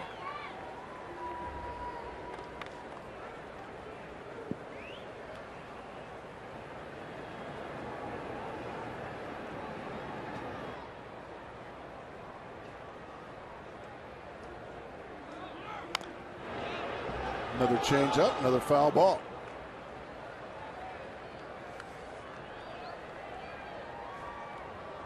McCutchen getting his wind sprints in.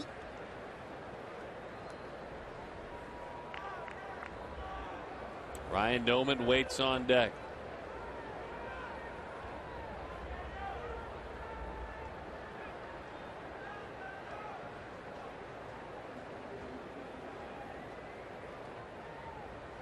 Runner goes again. Fastball outside, ball four. Ball four, pitch was outside. So back-to-back walks. I would imagine that's going to get a visit from Charles Nagy. Barehanding the ball from Aaron Hill is Daniel Hudson. You can just see he is seething right now on the mound. You can feel it coming, couldn't you, Gracie? You wished it wouldn't have happened. Well, you can just kind of tell. Daniel's pretty easy to read with his body language. You can tell when he's mad. And right now he is mad. And then Charlie Nagy, a guy that I don't think Charlie has ever raised his voice. Has he ever raised his voice, Charlie Nagy? I'm sure he has somewhere, but not where we've heard it. He's just a calming influence that a guy like Daniel Hudson, I think, really needs. And he's certainly helped Daniel be, right now, a 16-game winner.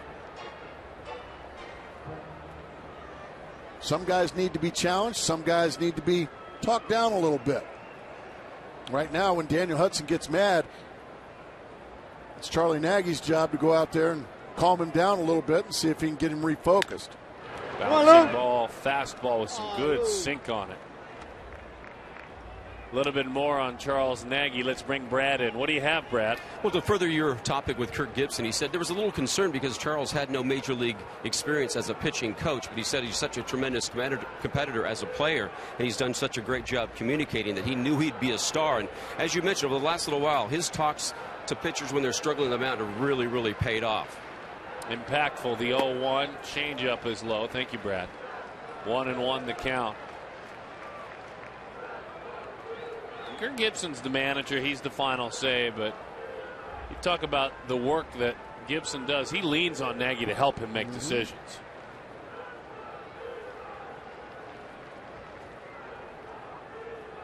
The 1-1. Change up outside, 2-1.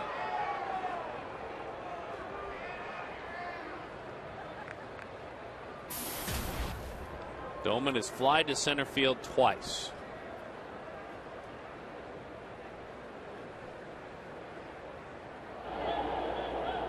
Micah Owings, the long man, 1 of 2 down there. Hot shot, pass Goldschmidt into right field. Up against the wall, 1 run is in. Big Derek Lee, they will stop him. And so we saw a ball earlier, eat up Ryan Roberts. That one stuck right by Paul Goldschmidt. So there are runners on second and third, 3-0. Well, just a bolt on a fastball middle in. Doman just smokes it right past Paul Goldschmidt. And now it's decision time. Here you needing a strikeout. Alvarez is on deck. You can possibly pitch around Garrett Jones and try to get a double play ball, but right now, tough sledding here for Daniel Hudson. Fastball in. 1-0 the count.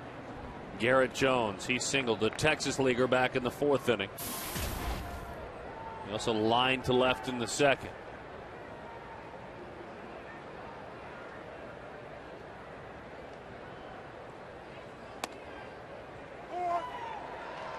One and one. Hudson now pitching to stay in this game. Oh, no question. Michael Owings he's pretty much ready. Got to find a way to keep it at 3 runs. 4 might be asking too much. Well, what a pitch. Goodness. Big time pitch. He just hurt Jones's feelings with that fastball in. Huge second out. Huh. I mean, he just right on the thumbs of Jones, and even with the roof open, ball's not carrying to third base. It was carrying when Alvarez was hitting back a couple of innings ago. Oh, yeah. Pedro homered back in the 2nd inning with 1 out. Picked on a fastball. You have wiggle room here as well. He wanted it inside, didn't get it. He's got a base open. Ronnie Cedeno on deck. Boy, what a big-time pitch he threw to Garrett Jones to keep his team in the ball game. The game feels totally different if he gets out of it. Good change-up, strike 1. Pitching to stay in the game and keep it a game at some level. Absolutely. 3 runs is doable. You give up 4 or 5, you're going to have to come out of the game, and then that's a lot to ask. He'll work out of the windup with runners on. Fastball inside. 2-1 the count. Pitches in this situation where guys cannot actually steal have an option. You can work out of the windup or work out of the stretch, whichever's most comfortable. Hudson with the full windup. In. 3-1 the count.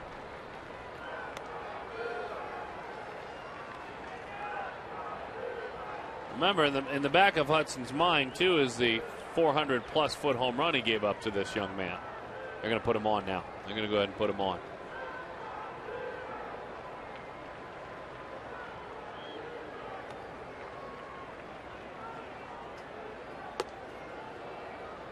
All right. As you said, they had choices, and they essentially pitched around it.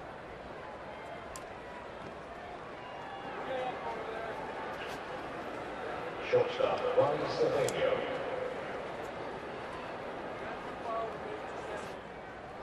"30 pitches in the inning for Hudson." You could hear Kirk Gibson mention Justin Upton's name. You see Upton move up. That's the side of the field he uses. Slider outside. Haven't seen many sliders tonight, have we? No, we certainly haven't. You can see they've swung around. Upton has come in about 4 or 5 steps. Gibson knows this is a guy who could poke one into right. Good fastball there, strike one, 94 miles an hour. Still plenty in the tank of Daniel Hudson. That was pitch number 100.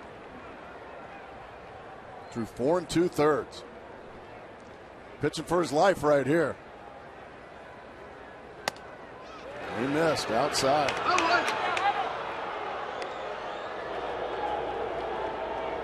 Joe Patterson warming.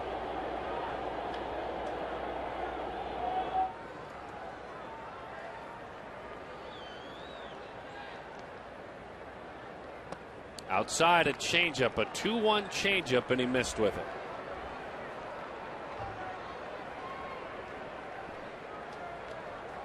Well, now you just have no choice. You've got to aim down the middle, try to hit Miguel Montero right in his chest protector, and hope Ronnie Cedeno hits it at somebody.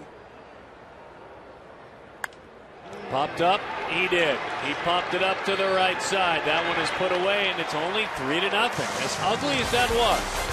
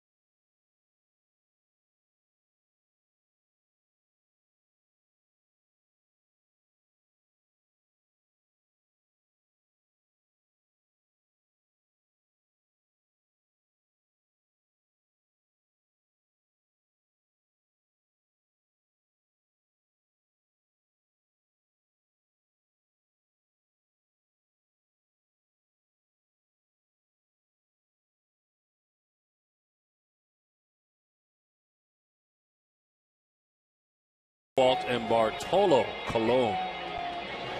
Very good question. Very good. 3-0 is the score. Well, let's see if Arizona can feel like they dodged a bullet. They certainly took a nick because they gave up a run, but it feels like it should be much deeper than 3-0. Well, you got to do. Doesn't matter how many other team scores. If you don't score, Diamondbacks got to find a rally, find a couple of big hits in a row. Our Nissan key to the game is the Late Show. Oh, good. Jay Leno. The 1-0. I'm sorry, David Letterman is the Late Show, not Jay Leno. All right, that's a good one, Darren. Thank you, Gracie. 2-0 the count. Rockefeller Center there. The 2-0. I'm told the key to the game, brought to you by the production truck, ties into the fact that this club is much better about when the late show comes on. The third time through the order. Okay. Okay. Kind of like now. 2-1 the count. 3-1. Check that. Like right about now, the third time through. And they've done it all year long. They are a come-from-behind team. We have become accustomed to seeing that. They're comfortable doing it. You don't want to get too comfortable doing it, though. Nope. It's a fair ball. Setting. Firing. Boy, what an arm. He's got a good arm. They got Willie Bloomquist to chase ball 4 and just tap it to third base. So Charlie Morton picking up right where Jeff Carson's, his teammate, left off last night. Just going through these Diamondbacks with pretty much ease tonight.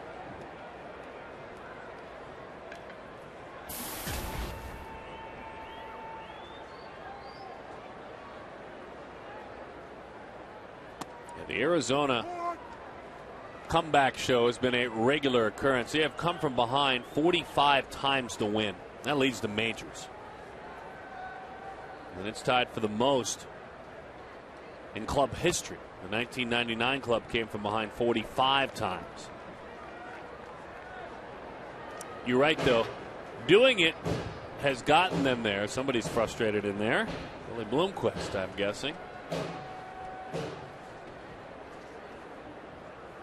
The 1-1. Quick visual for you folks so that lights and pieces of furniture don't get broken. There is a tire attached to the wall down there in the walkway. Oh, is that what that is? A tire. Now, I'm guessing that's not to represent any sort of automotive endorsements. That's the beat on. There was a big old heavy bag back there when I played. Used to take a pretty good beating. Did it? Oh, sure. The 1-2. Oh, that one got him, and boy, did it ever get him right in the elbow, it looks like. It was a fastball. Aaron Hill going to take a painful trip down to first base. And that's going to open the door to a Donnybrook here sometime soon. Fastball runs in. Yeah, right on the elbow there. Yep.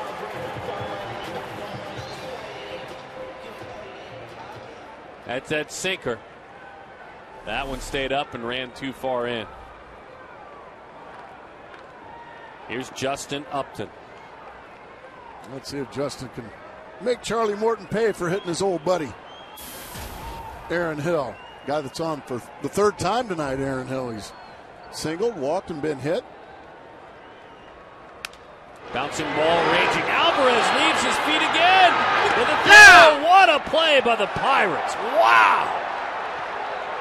Boy, are they throwing some leather at the Diamondbacks tonight. Alvarez, a highlight film tonight, along with a couple other outfielders. That is a great play on both ends. Alvarez and Derek Lee picking it on the other end. Full-on dive. And then a bullet, a great pickup on the other end by Derek Lee. Well, that's just great stuff. Great stuff.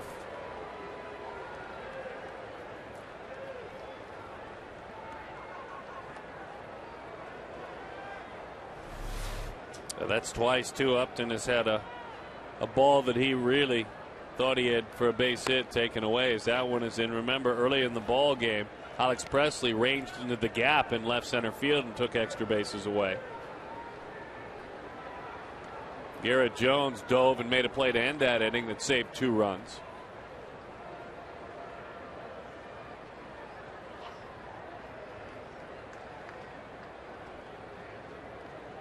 One and 0 the count. In with the breaking ball. Wouldn't shock me at all if they pitch carefully to Montero again here and take their chances with the young rookie Paul Goldschmidt. 2-0 the count. Goldschmidt waits. Upton still stews in that dugout. Montero, high drive into right center field. The ballpark holds it. Big old gap out there. And another talented play in the outfield, that time Andrew McCutcheon.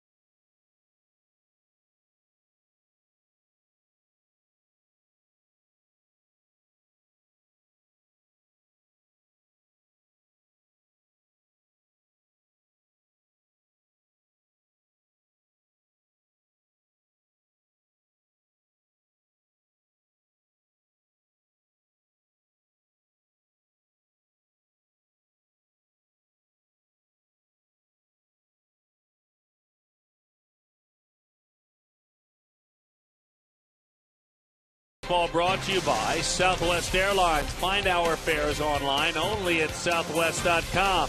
Your Valley Lexus dealer who invites you to test drive a luxurious Lexus automobile today. For more information, visit lexus.com. CenturyLink. Quest is now CenturyLink. Visit CenturyLink.com to learn more.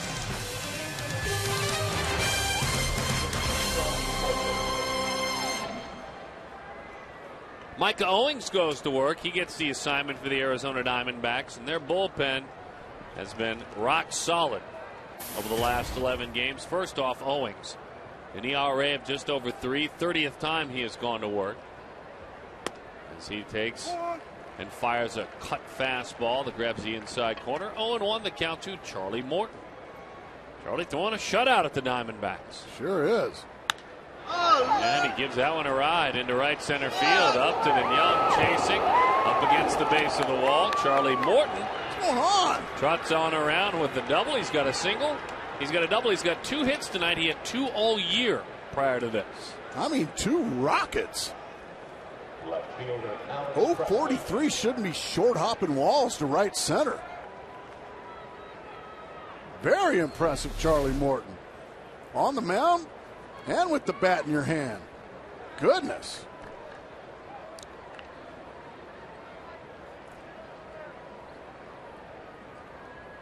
So now Alex Presley. Remember, Karstens had the only hit last night against Ian Kennedy through 8 innings of work. It was a pitcher. It was Jeff Karstens. That was it. 0-1 the count.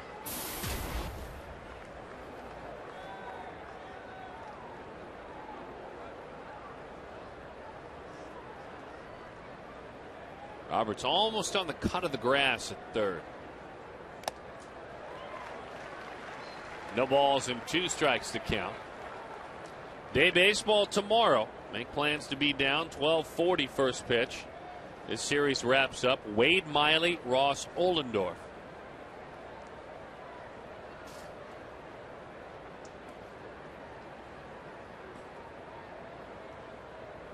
The 0-2. Nubs that one out to Willie Bloomquist on a backhand. Fine play by Willie. Micah Owings doing what he has done all year, whatever the team needs. Let's listen to closer J.J. Putz on the role of Micah Owings. If I had to pick one pitcher on this team who's probably our most valuable to both the starting pitching staff and the relief corps, I would say it'd probably be Micah. Why? Well, I mean, he's been able to go out there and spot start when we needed a couple spot starts. He's a guy that can go out and throw 3 or 4 innings and save the bullpen. He's been out there setting games up sometimes when David's been down. Before we had the emergence of a guy like Brian Shaw and Cookie, and Mike is just, his flexibility is something that I'm sure every manager would love to have on his pitching staff. He's been by far my MVP in our rotation and our bullpen. High praise, and he's a great athlete, isn't he, Gracie? Great feet, quick feet, and a nice play. That's 2 good plays in a row by Willie Bloomquist, by the way. And a lot of times you'll pick on a guy that might not be a very good athlete, and that's Charlie Morton.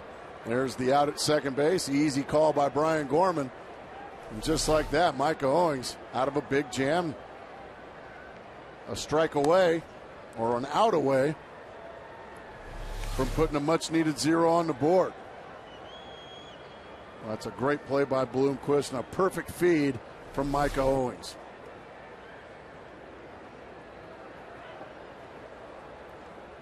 Kirk Gibson had his pitchers work tireless hours on pickoffs to first base, to second base, to all the bases.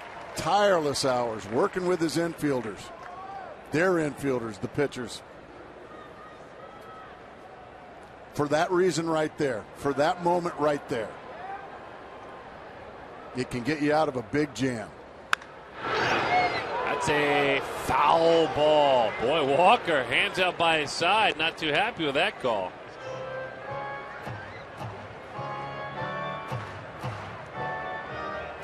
Usually the first indicator a guy disagrees with a call is when his hands are outstretched by his side. Well, let's see if he has an argument. He scalds it. Looked like maybe a half-inch foul. Like he got it. Looks like he got it right, though. Yeah.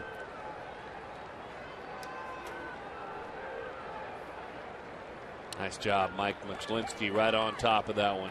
Really nice job.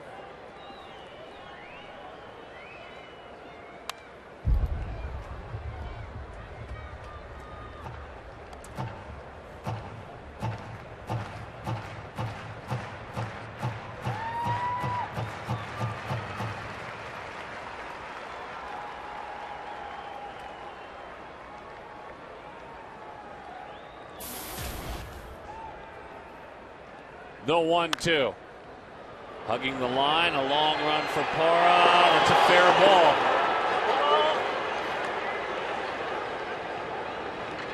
ball. Walker's got a couple of doubles tonight.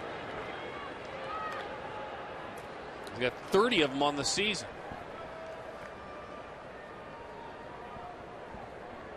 It's a nice little milestone double for a young second baseman. Just 30 doubles. That's a good season.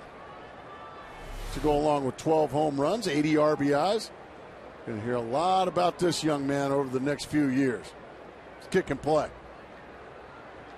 As you mentioned, and they hope that one of the guys that they continue to build around.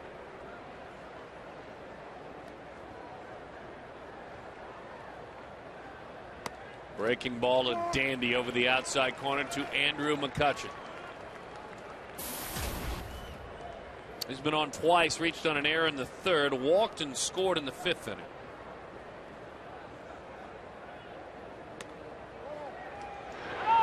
Did not go around.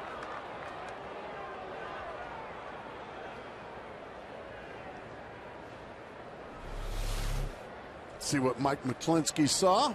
He checked it up. Good call. You got to be strong to stop a swing like that. And he is that gas upstairs at the letters and right by Andrew McCutchen. Not the biggest guy in the world, but 23 home runs and 88 RBIs is pretty impressive, isn't it, Darren? Especially a right-handed hitter in Pittsburgh. I totally agree. It's Death Valley in the gap zone. Yes. I mean, it's terrible on right-handed hitters. It really is. In a word? I mean, it just fly balls go to die out there in left center field over and over 410 feet out to left center. And I mean, it's very deep to straight center field, almost 390 just over the left fielder's head. So that's impressive.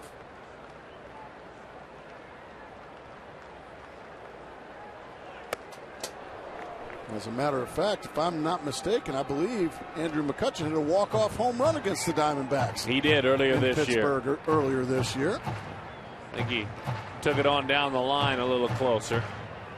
Broke the hearts of Diamondbacks fans when I think we're learning about this team, the Arizona Diamondbacks. Pirates were kind of the story in that series. Outside ball 4, along with the homers. That's the other thing he does very well. That is 83 walks this season. First baseman, Derek Lee.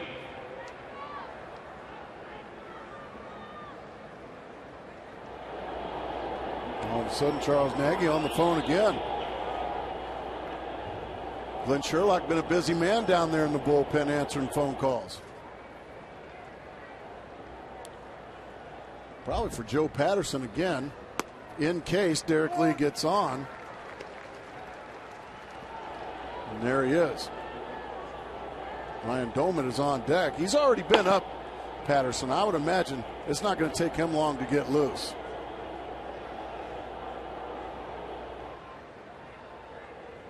Strike right 2. there. Back-to-back strikes from Mullings.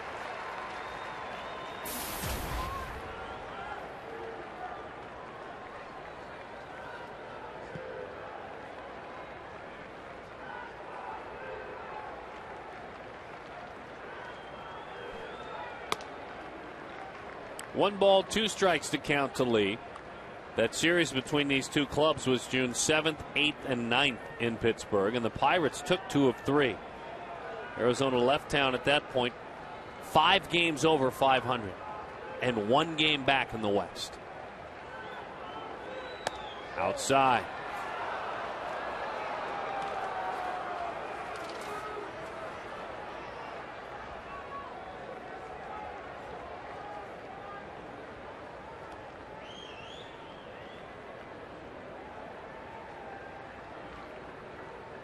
Two balls and 2 strikes.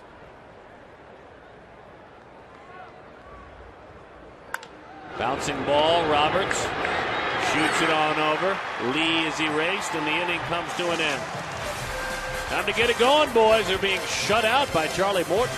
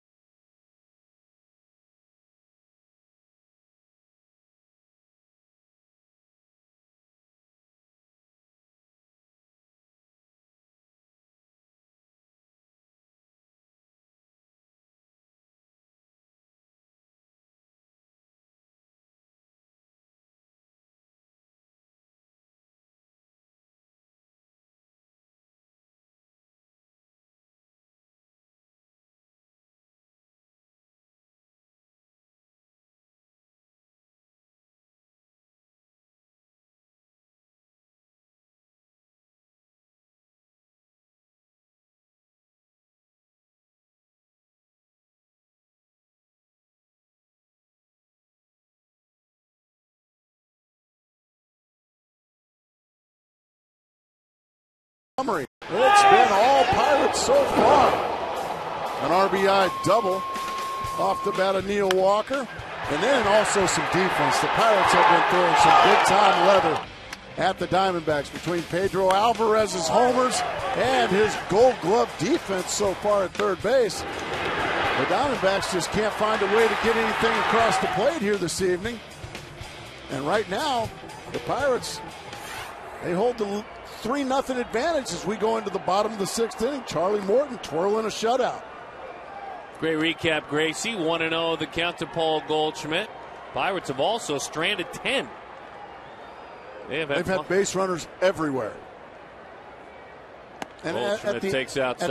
At the end of 5 innings, I guess if you've been watching this game at home, folks, and watching it closely, I have to say Diamondbacks very fortunate just to be down 3. Yes. We could go through each and every inning, but just to tell you that 10 have been left on base is enough.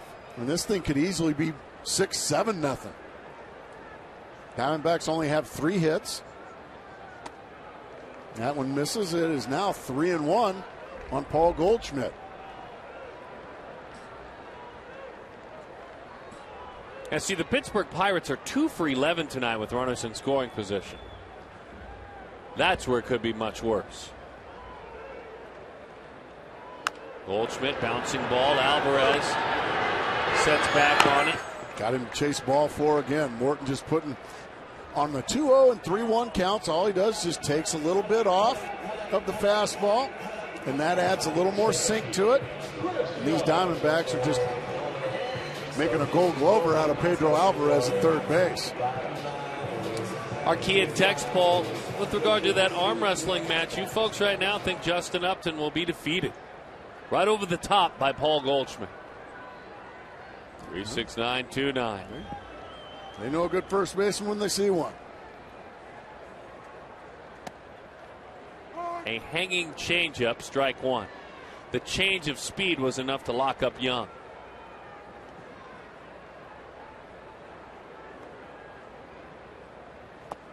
That's a good changeup. 0-2. Well, the Diamondbacks have scored 1 run through a little over a game and a half, and that was on a broken bat home run last night by Justin Upton. They've really struggled swinging the bats here lately.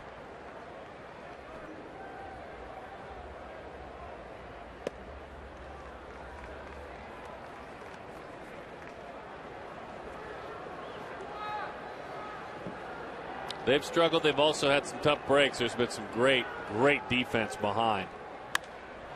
That, though, will be an easy chance for the Pittsburgh Pirates. Lee puts that one away for 2 outs in the inning. And you look at Morton and his ballgame tonight. He's only had 1 clean inning. He's trying to make it 2 here.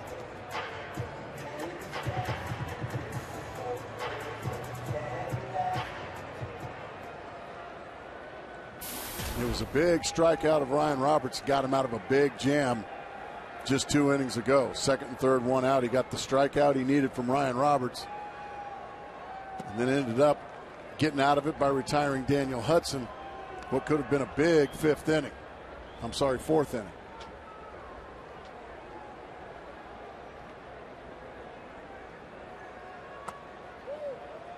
Now let's see what he does on 2-0 here, Darren. Let's see if he just takes a little bit off that fastball.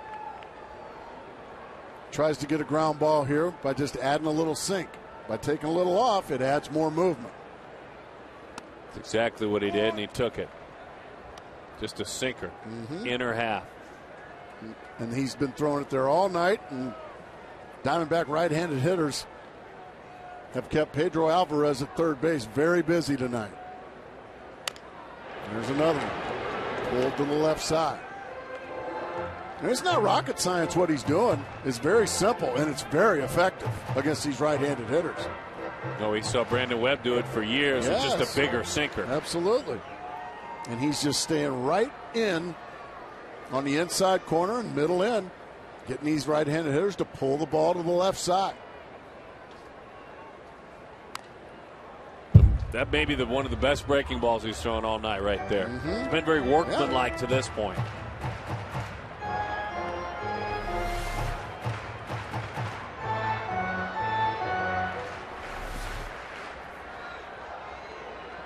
Play him to pull a step or 2 in the infield, especially Walker by second base.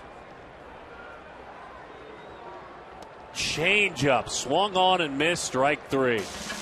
Well, he's got him flipping bats in the air, beating up tires in the hallway. Yikes.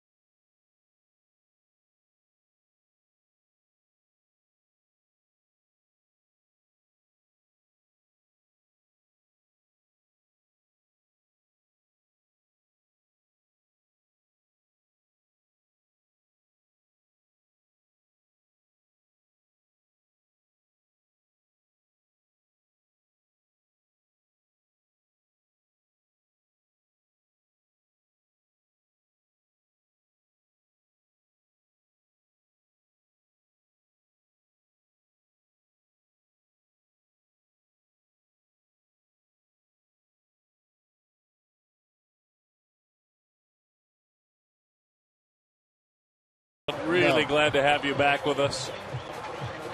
What a beautiful evening for baseball. That's beautiful. I mean, you know what else is beautiful? You've got some great news for us. Well, listen up, folks, and take a good look. Be at the Diamondbacks-Giants game this Sunday for Star Wars Day. Oh, promises to be big league. Costume characters, movie clips, and special giveaways. Get a special ticket pack that includes a commemorative Star Wars t-shirt online at dbacks.com/Star Wars. Yep, it's coming, folks. This Sunday, Darth Vader, Chewbacca, Obi-Wan Kenobi, C-3PO, R2-D2. Yep. And Princess Leia. Oh. Nah, she was big league. All right, Joe Patterson goes to work. That may be your best read of the year. 0-1 the count to Derek Lee. You gonna are we gonna dress up Sunday? Absolutely, we are 100% invested. The pitch is outside. 1-1 the count. You'll look good with the Princess Leia hairdo. No, I'm not dressing in Princess Leia. I think I'm going to go. Well, you just have to see. To the right side, Bowman stayed back as long as he could and shot it into that hole. So the switch hitter flips it on around and bats right-handed and has his second hit of the evening.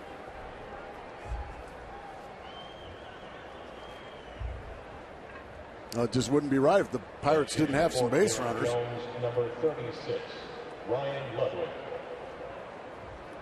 Ryan Ludwig going to hit for Garrett Jones.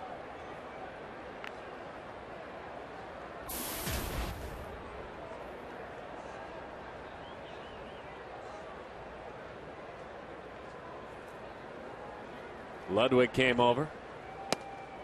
And he came over from the San Diego Padres. Now remember the slugger, of course, right there. With Albert Pujols, they both had huge years a couple of years back. Ludwig received MVP votes. Did big things. He struggled as an Indian to begin his career, but really came alive in St. Louis. His teammates were giving him the business because, remember, he left a Central Division rival in St. Louis, went to San Diego, then came back to Pittsburgh where, you know, everyone likes to beat the Cardinals in the Central. Well, sure. You know that. You knew it as a ball player. Absolutely.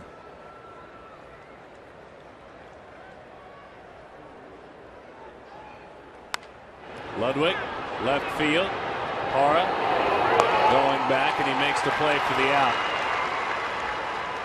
So Ryan Ludwig was hearing it today. It was just a lighter moment in the Pirates dugout and clubhouse, I should say, when the guy said, yeah, you know, you used to be a Cardinal. I don't know how far we can let that slide. A couple of Pirates said, we used to call you Ryan Smugwick because all the Cardinals are smug over there. Well, the Cardinals, they don't have a whole lot of friends in the Central or in the National League. That's not a well-liked team, but you know what? That's just the way the Cardinals like it.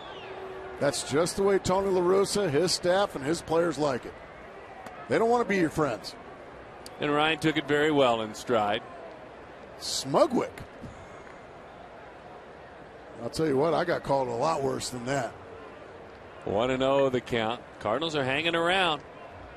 They won again this evening. I just thought you'd enjoy that story. A little barbs going back and forth, a loose locker room today. Smugwick. You're all smug in St. Louis. Did it lead to fisticuffs? No, not at all. Gibby wasn't there. Gibby, okay. I'm sure Gibby wouldn't have played it. He wouldn't have liked being called a name like that? Jack Billingham. I don't think Gibby liked that Ron Say pie in the face either. In the middle of a winter, on a Nike trip, on a vacation trip. It wasn't after a ball game during the season. You think he's intense, folks? If we know Ron Say, the Penguin, it probably didn't take long for Gibby to catch him, and then he beat him up. 2-2 the count. And that's the great thing about Gibby too, covering him. He's just so honest. He'll tell you, yeah, I beat him up. Yeah, if you ever did something like that to me, I beat you up. And he's not lying. Instead of saying, well, I didn't really like that very much. No, he gets more and more into the truth. Swing and a miss. A wicked breaking ball. Pedro Alvarez is talking to himself about that one. And there's the big sweeping breaking ball from Joe Patterson, and that's going to be all for Joe Patterson. He'll leave the ball game as Kirk Gibson's on his way out to the mound. 3-0 is the score. The Pirates are on top. Gibson and his Diamondbacks trying to keep it right here. And it looks like Brian Shaw going to come on and take his chances.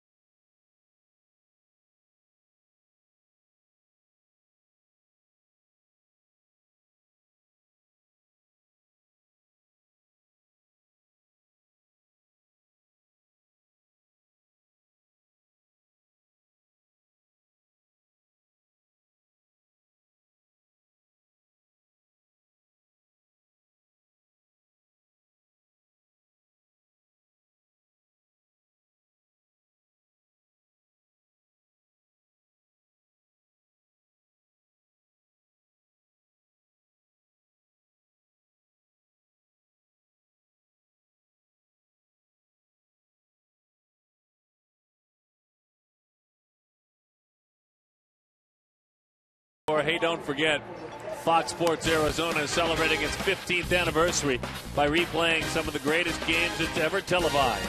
Tomorrow at 7, relive ASU's unforgettable 1996 shutout of the top-ranked Nebraska Cornhuskers. Only on Fox Sports Arizona. Boy. Quite possibly the most overrated Nebraska team of all time. Brian Shaw goes to work.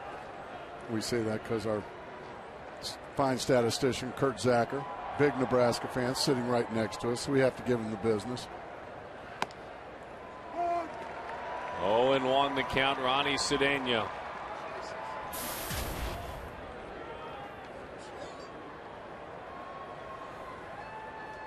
A cut fastball, wicket.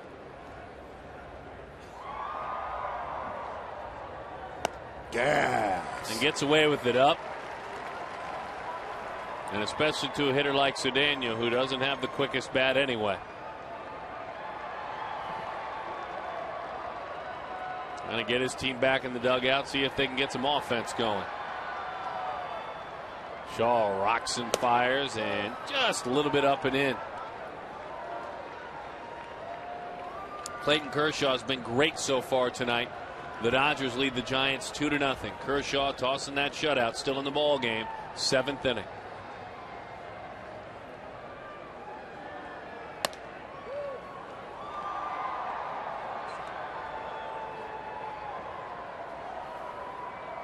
You know he was aware of what that man did last night with his 8 innings, 1-hit baseball, shutout baseball, and a pennant race.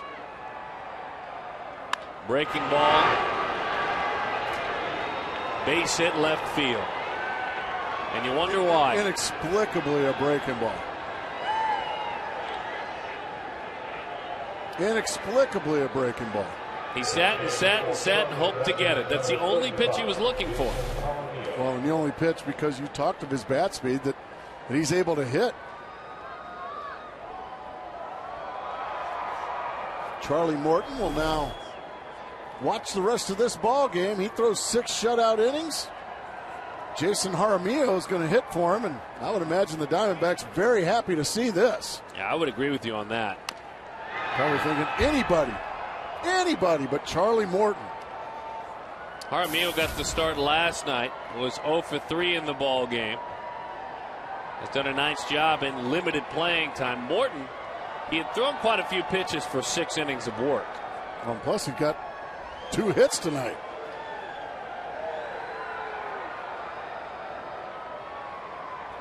Swing and a miss. There's that cut fastball right under the hands of Jaramillo. Yeah, there are those hands. He threw it right at him.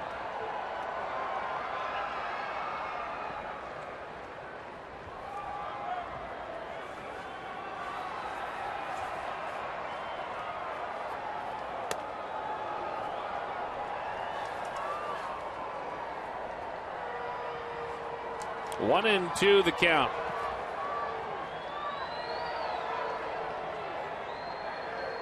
Shaw has inherited 11 runners in the big leagues this year. Only 2 have scored. 1-2. Did not get the chase. Tony Randazzo on the call.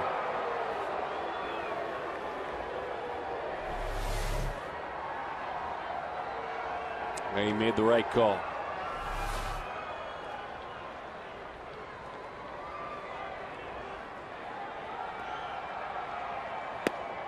Low. So after 0-2 now, Brian Shaw sits at 3-2. Runners will get a running start here on first and second. Need to make a pitch here. Got to find a way to get the boys in the dugout. Try to find the bats. Runner goes. There's that cut fastball.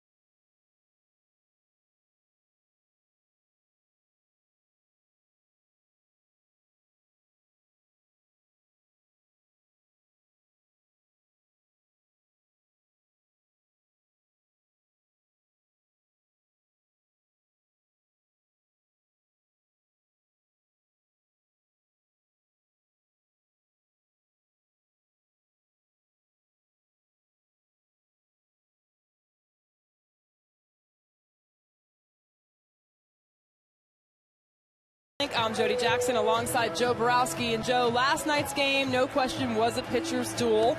Tonight, on the other hand, it's been Charlie Morton that's done a better job, had better results than Daniel Hudson. What did you see from the 2 starters tonight? Daniel Hudson definitely didn't have his A game, but he still managed to keep the Diamondbacks within striking distance. Charlie Morton, yeah, he's thrown a good game, but my superstars of the game is the defense behind him. They've really stepped it up and snuffed out some potential Diamondback rallies. Yeah, they made some great plays on defense. Well, the good news is Charlie Morton now out of the game. We'll see how the Diamondbacks can press on against this Pirates bullpen, maybe break through. And guys, we'll look forward to talking to you about the outcome of this one after the game. Diamondbacks have to get it going in their last 5+ games. As Chris LaRoe takes over for the 19th time this year, 2.35 ERA. Very good work. Opponents hitting just .227 against him. In right field, Ryan Ludwig takes over. So, just having a hard time finding what they need offensively. Pressing a little bit. I'm not sure if that's the case. Only they know. Maybe they'll get it going. Anybody but Charlie Morton. Well, you couldn't have said it better. Just a different look for a man who was shutting him out. First pitch he throws, Gerardo Parra just goes in and whacks it. Yeah, there's the The 8 folks out there. It's a state of 8. It's the state of 8. Bang. Right through the right side. And Sean Burroughs now going to come in. He's going to hit for Brian Shaw, who did his job and then some.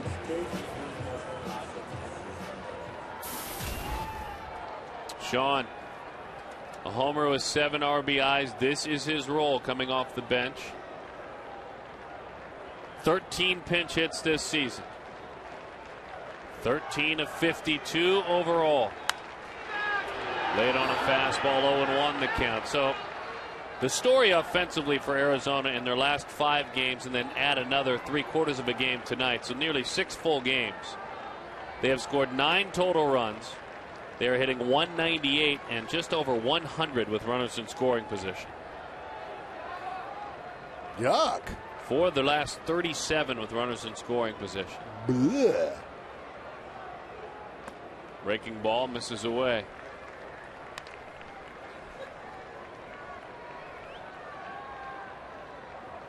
See, we make fun of Nebraska, and all of a sudden, Kurt Zacher starts handing you all the bad stats, huh? We like to call them facts on this show. Well, they're still bad. No, they definitely are. And those guys will tell you the same. But the good news is, through the struggles, they have won a couple of ball games. They won last night. They won on getaway day. All that struggling, they're 2-3.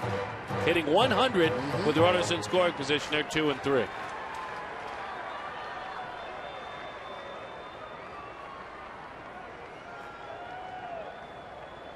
One and one the count on Burroughs.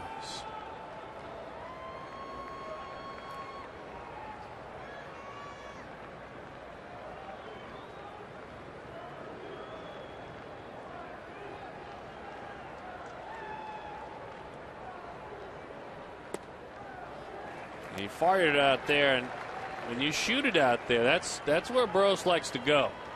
He has no problem taking one off his back foot and shooting it the other way. That's what he's made his living doing in Major League Baseball. A lot of balls to center field and to left field. LaRue, born and raised in Montreal. Just like that. 2-2 the count. LaRue, a one-time Florida Marlin for a couple of seasons. Not much time in the major leagues with the Marlins.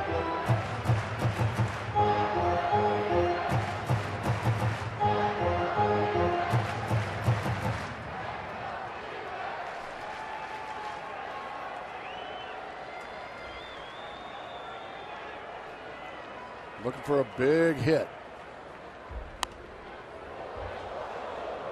Right out of the catcher's glove. Burroughs takes that one.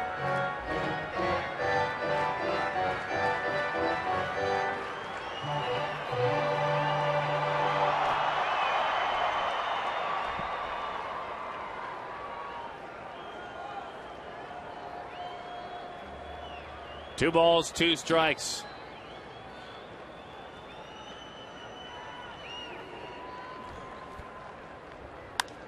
Again, lets it travel deep into his stance. We'll do it one more time. 2-2. Stay alert, by the way, when you come to the ball game. Yeah. Oh my goodness, I almost got smoked. Well, you might have to call your boyfriend between innings. That's right. Please, folks, when you come to the ballpark, gosh, we want you to have a great time and enjoy yourself just like that. But boy, pay attention. Pay attention so you don't get hit in that beautiful face of yours by a foul ball. Do the texting and the phone calling between innings. Yeah, that's too pretty of a face to get hit by a foul ball.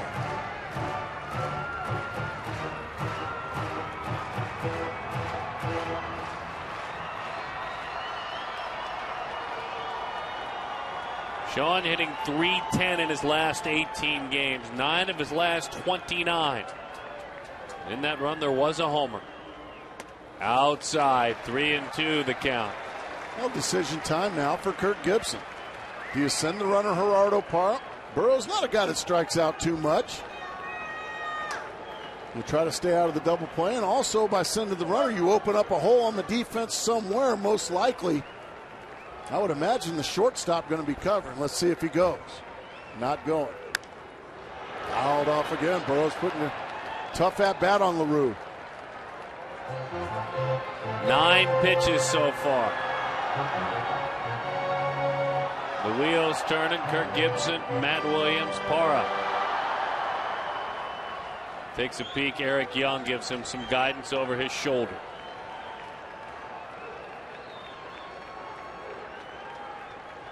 Sean hasn't walked much at all.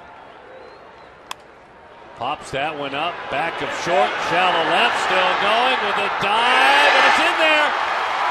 Losing the glove is Presley, a Texas leaguer, and a base hit for Burrows.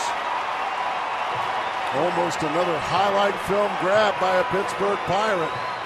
But Sean Burrows on the 10th pitch finds a tiny island of grass out there between Cedeno and Presley.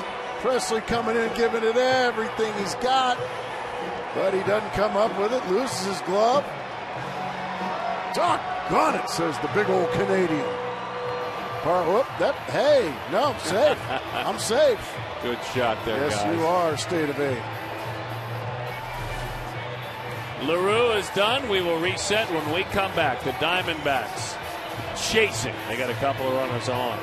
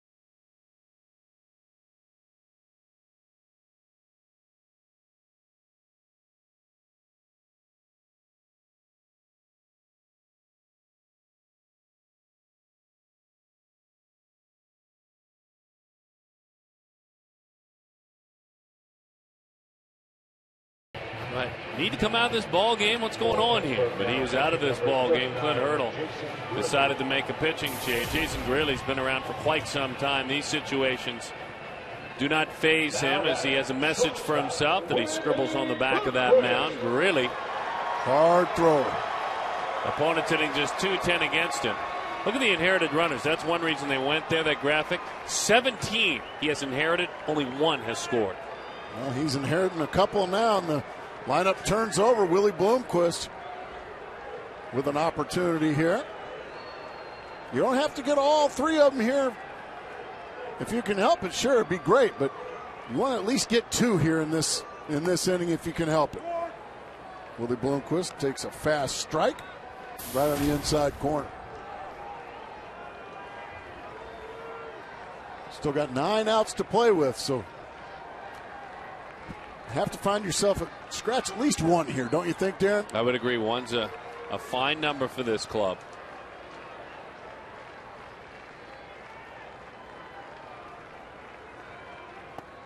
Breaking ball. They want to know if he went around. And he did. It's called at home plate. Did he call it at home plate? Willie Bloomquist asking right now, did you call that a... He said he swung at it. Willie Bloomquist can't believe it. Yeah, he was waiting for the appeal. He cannot believe it. Yeah. That's a... I don't know what Larry was thinking there. I don't think this is even close to a swing. Let's see. Yeah. Well, the umpire called it at home plate. Larry Vanover. Just like that, it's 0-2.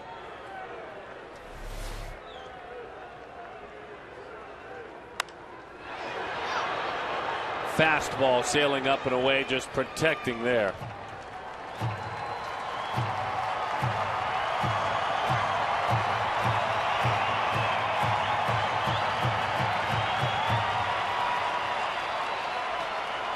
Really began his career as a Giant out of Seton Hall. Been around for a long time.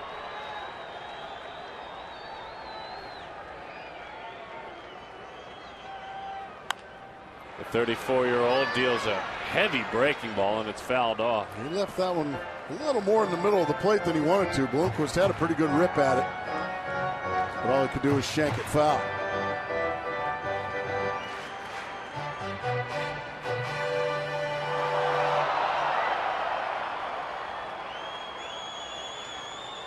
Yeah, right on the line is Alvarez. Kind of strange.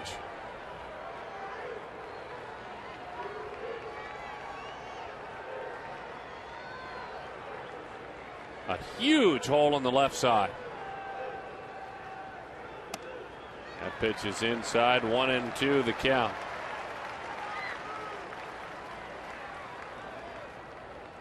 Really's been a Giant and a White Sox. He's been a Marlin. He's been a Rocky. He's been a Ranger. He's been a major leaguer for a long time. You're right. He's 34 years old, be 35 around Thanksgiving this year. He's been in these situations. The 1-2. Breaking ball right back into the middle and into center field. Willie Bloomquist gets it done. There's your run. Now it's time to get greedy. Bloomquist still upset at home plate umpire Larry Vanover. Yeah, I don't blame you. Get a little upset if that's what it takes to motivate you. He took a breaking ball and just ripped it into center field. Yeah, he's still a little hot. Rip it. Look out, Jason Grilli. Get out of the way. Gerardo Parra comes around to score. And that's first and second. Nobody out. And the Diamondbacks are a little bit closer. He's hot. We know Willie.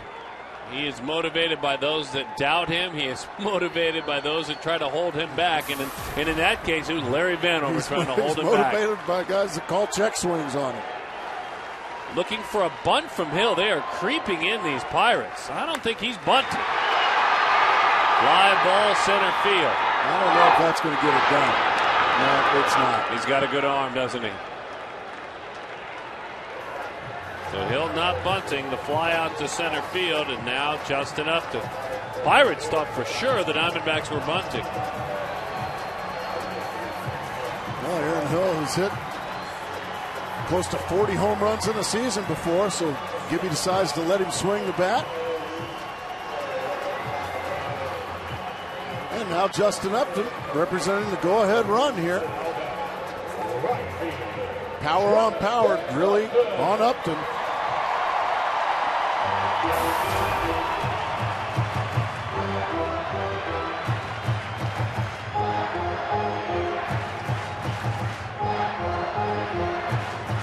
How about another one of those broken bat homers?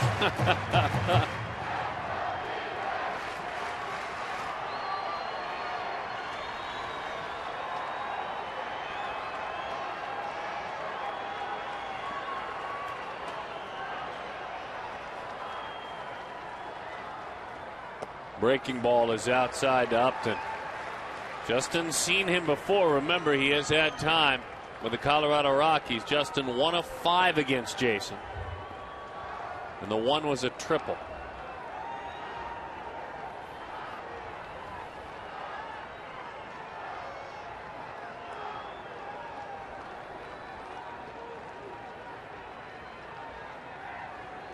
In. Average speed at second base. Good speed at first base in Willie Bloomquist. Any ball down the line or in a gap, we're going to have to watch Willie run, I would imagine.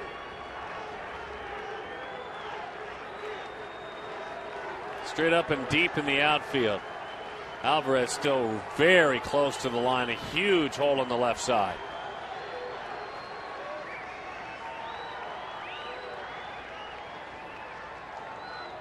Challenged him and went right by him.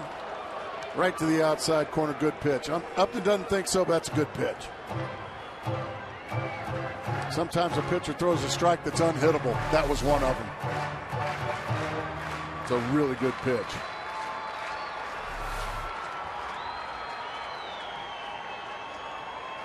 Father played professionally baseball, is now a scout in the pro ranks.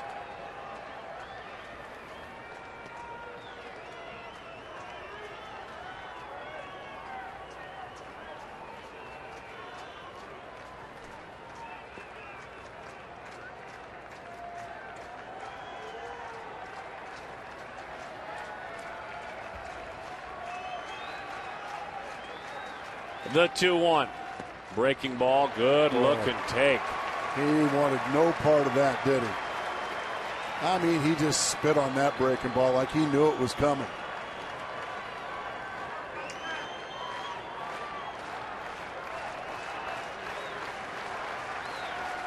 Giants scored a run. The Dodgers lead the Giants 2-1. 2-1 is the score in the 8th inning.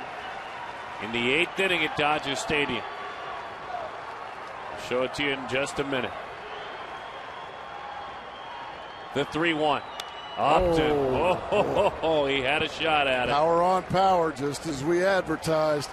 And this time, Grilly won that battle. Oh, baby. He challenged Upton right down Broadway and got away with it. There's that score. Pablo Sandoval just homered.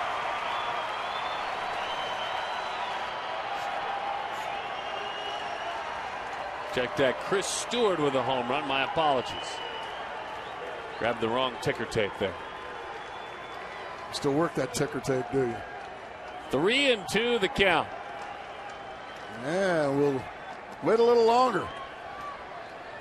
High drama in high definition.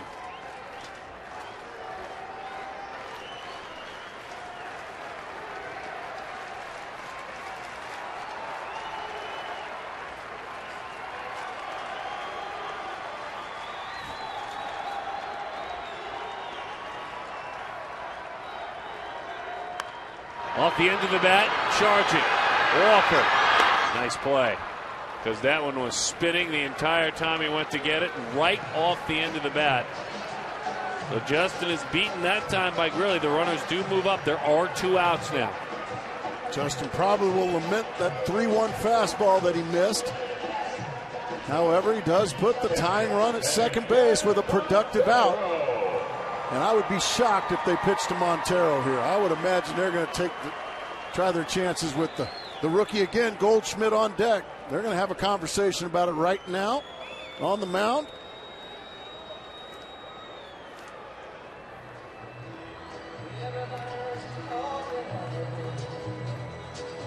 Ray Searage is the pitching coach. He heads out to talk about it.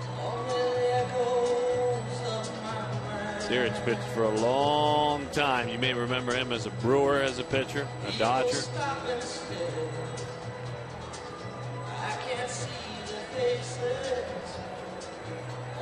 Really hiding underneath that glove with everything he is saying. All right, they're keeping track up there. Arr.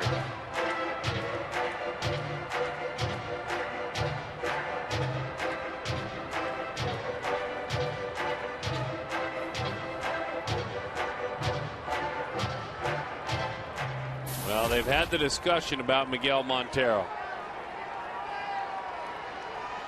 He's been a .300 hitter a majority of the year with ducks on the pond. He's 1 of 3 in his career against Grilly with 2 walks and a double. Breaking ball. And Miguel's got to remind himself that they're probably going to try to get him to chase breaking balls, try to get him to chase pitches out of the zone, and try not to get too wound up in this situation. All it takes is a lousy single to tie up the ball game. Sure, a home run would be sexy and fun. Probably get your curtain call, too. But a single would be just as good in my book.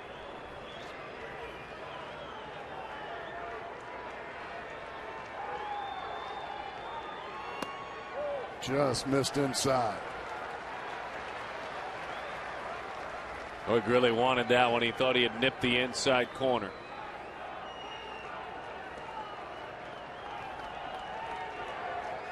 Montero, we told you earlier, the busiest catcher in Diamondbacks history in a single season. He has worked more games as a starter than any other Arizona catcher. This has been his breakout year. He's been on twice tonight. Breaking ball again, a big follow through, and he Miguel's got to settle down. Got to settle down. That's 2 breaking balls in the dirt now he's chased. He hit Doman too with his follow through, so he's making sure that his fellow catcher's all right. Watch the follow through here too.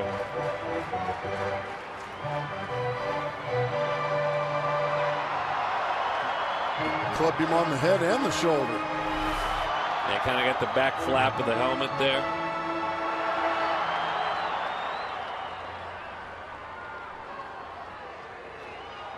Let's see if Miguel can settle down now. Try to get a strike.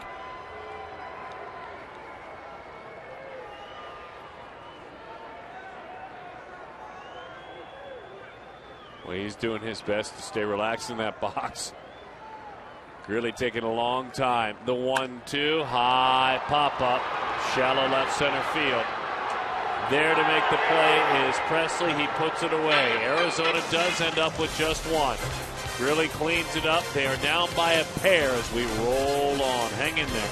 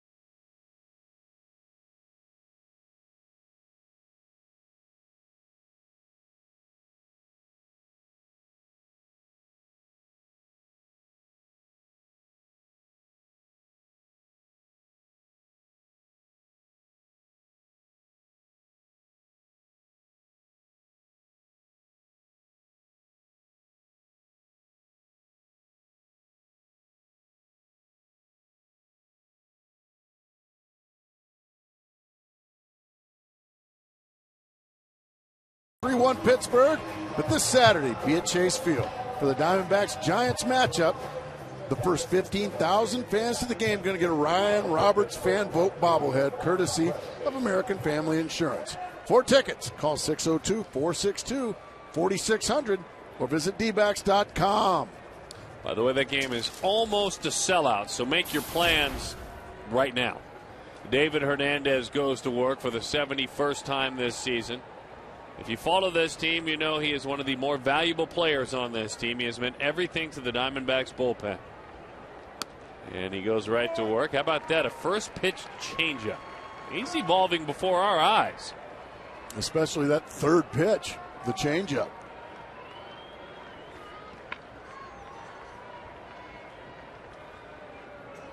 The 0-1 pitch to Alex Presley. There's the fastball. Strike 2.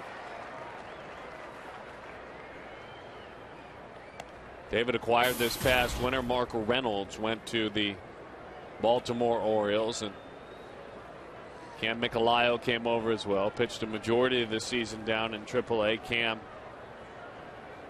has not been added back to the roster. Will have a chance to earn a spot next year. Pitch is high, 1-2 the count.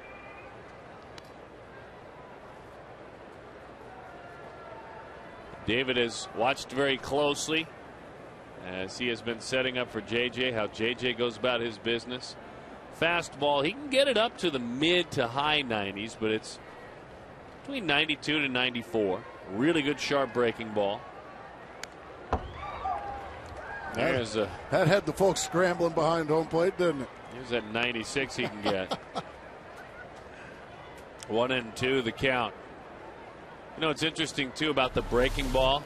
Watch the folks in the background. Look out! 1-2 the count.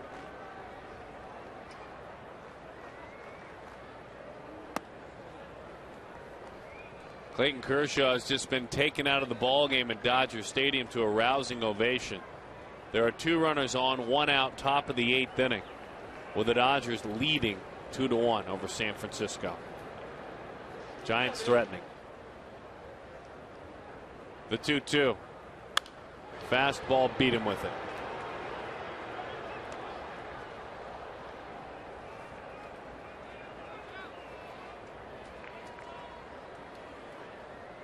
It was interesting early on this season getting to know both Hernandez and Joe Patterson. As different as they are as people, they kind of stuck together until they got comfortable in that bullpen. The 2-2. Lifted left field, going back is Parra, still going back to the wall. Off the wall it is, a barehanded play. My goodness. Yeah, that's big time sock. Beautiful sock. Presley. Beautiful sock. A throw that really didn't do much in a sense. It was just fun to watch the throw. Second baseman, Dean Walker. Yeah. He took it barehanded off the wall. How about this? This is more impressive to me. Yeah, how about taking 96 miles an hour, hitting it right off the top of the wall the other way? Presley with only 3 home runs all year. Driving a ball to left field. And Pirates looking to get that run back that they gave up in the bottom of the 7th.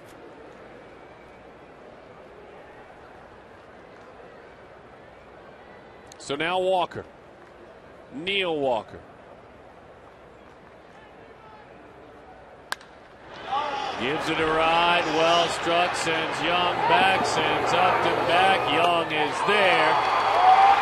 And he makes the play. Tagging and heading on over is Alex Presley. So Walker, as many think will be the leader of this Pirates club somewhere down the road, just missed there. A productive out. Moves Presley to third base. I would imagine the infield going to have to play in here.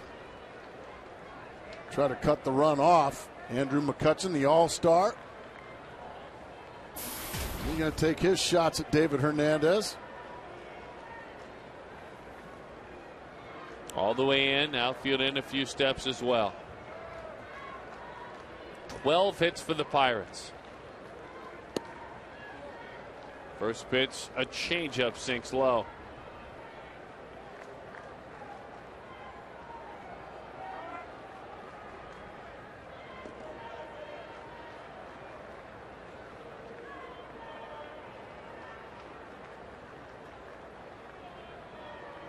Oh boy, Miguel Montero just saved David Hernandez and quite possibly the ball game right there at this point.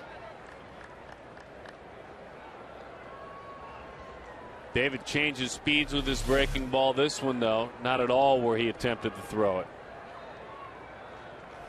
There's just a lot of hope that goes into blocking a pitch like that. And he will reset the situation.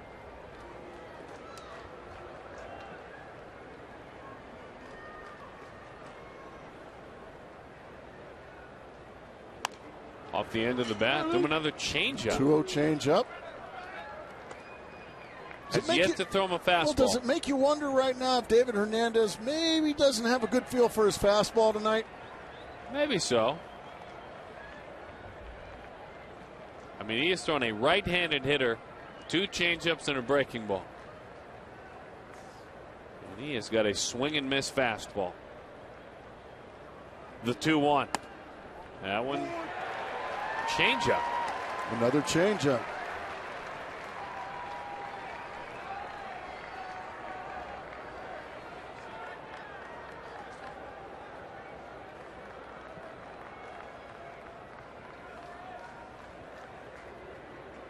Infield remains in. The 2-2. Popped up. Right side. Yep. Was that a fastball there at 88? Well, if that's a fastball, then there's something different about his approach. That's a changeup. You can tell by the way he threw it, that's a changeup. He has not thrown him a fastball yet. No.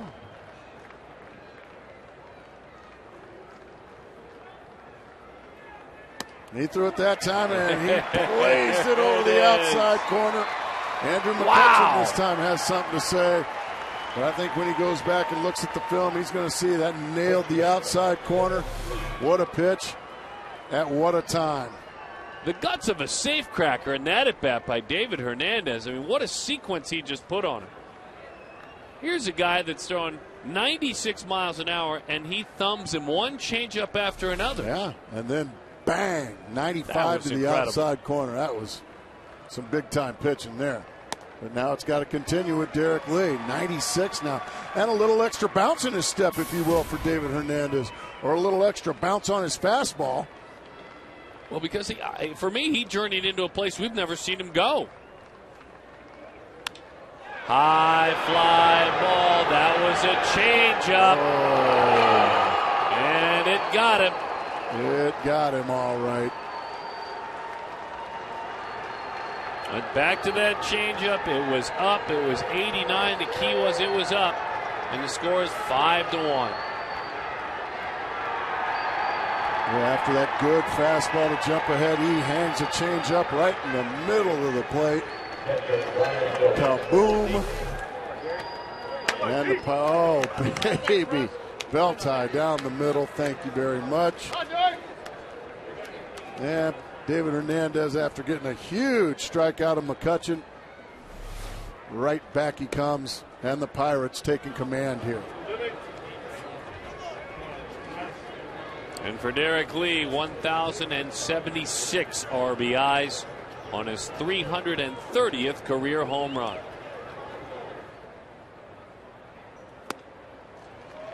Changeup. Oh, he's throwing a lot of those. Makes you almost wonder if he's just working on something.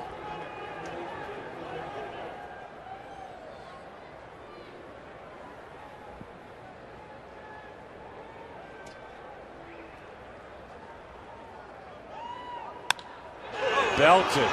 Fastball. Young goes back. That one is put away. Pittsburgh Pirates break out. Lee more than 1,000 RBIs in his career. The Pirates lead it 5-1.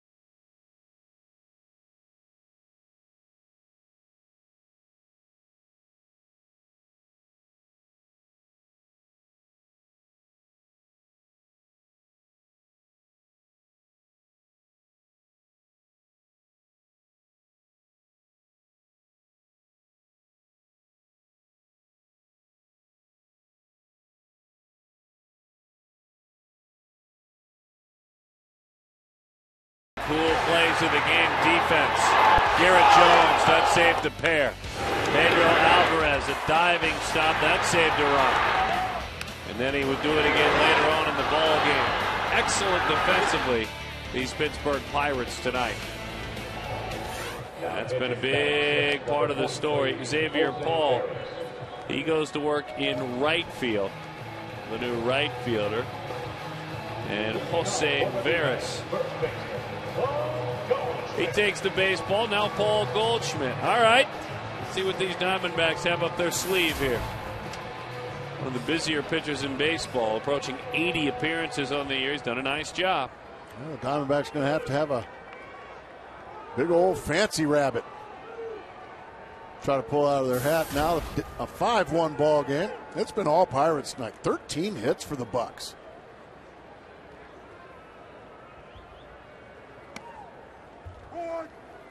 Don't forget, sleep fast if you're a Diamondbacks fan, and if you're a Diamondback, because tomorrow's ball game 12:40. Getaway day for these Pirates. 12:40 day game. Make your plans. And you better make your plans to come on down. That game is not on television. 1-1 the count. By the way, Kenley Jansen came in and helped Kershaw get through that inning. Kershaw's out of the ball game. 2-1 is the score.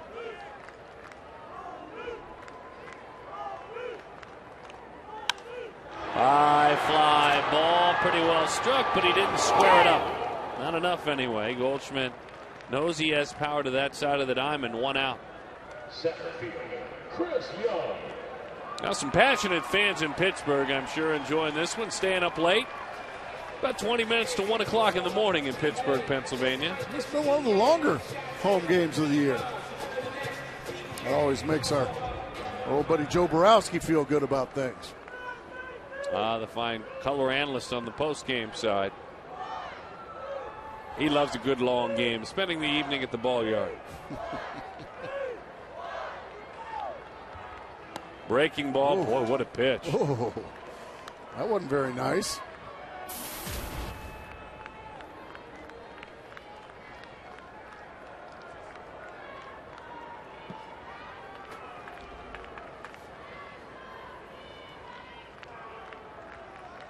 The 0-1. Into the dirt it goes. Into the backstop it goes.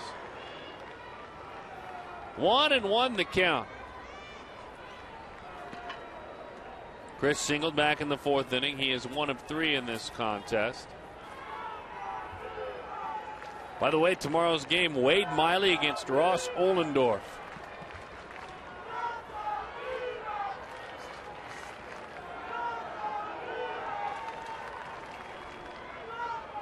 Breaking ball belted into the left center field gap.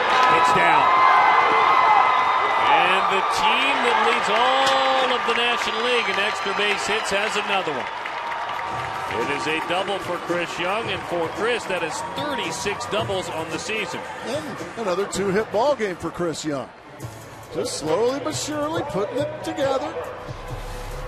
Takes a breaking ball and just rips it into left center field.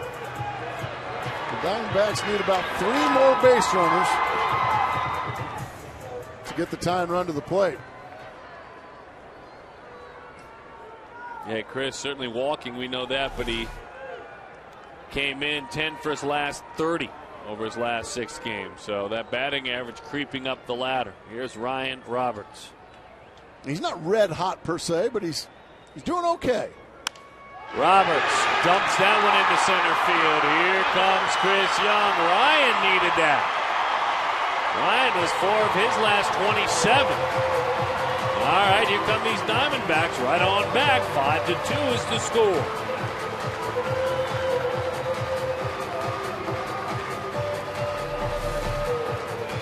Fastball in. He just kind of fists it out there in the center field. Very quickly now, within a couple of pitches, the Diamondbacks get a little closer, but they still got a lot of work to do. And they're going to have a meeting on the mound.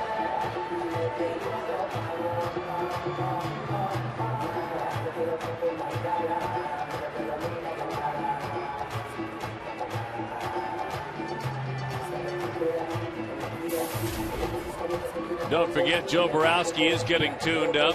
Oh, he's fired up tonight. And he will join us to analyze things in the CenturyLink Diamondbacks Live post-game show. Coming up immediately following the ball game. Jody Jackson having to calm Joe Bo as we speak. I know it's a long game, Joe. He doesn't like long games. And he's a closer. He likes to get out of there quickly. Get in there, get the call in the ninth inning, and go to work. Exactly. Well, he'll be just fine. Here's Gerardo Parra.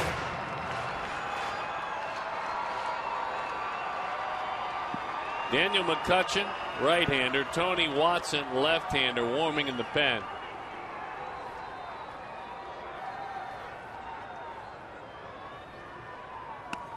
Good fastball to the outside corner. And there they are, getting hot down there. You better do it, though, if you're going to do it this inning, if you're the Diamondbacks. Yeah, you don't want any part of Mr. Joel Hanrahan, do you? An all-star. Yeah. I mean, all these. Oh, boy.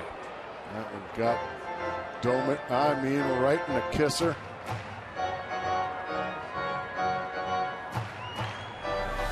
We'll check to see if his fillings are still there. Oh, goodness.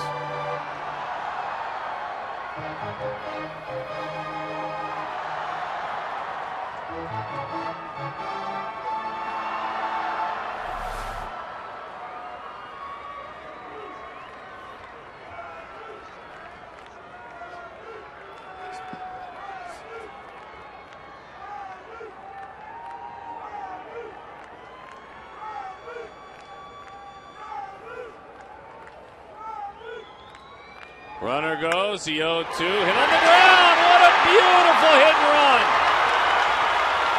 Cedeno was going to cover. Parra found the hole and shot it right through.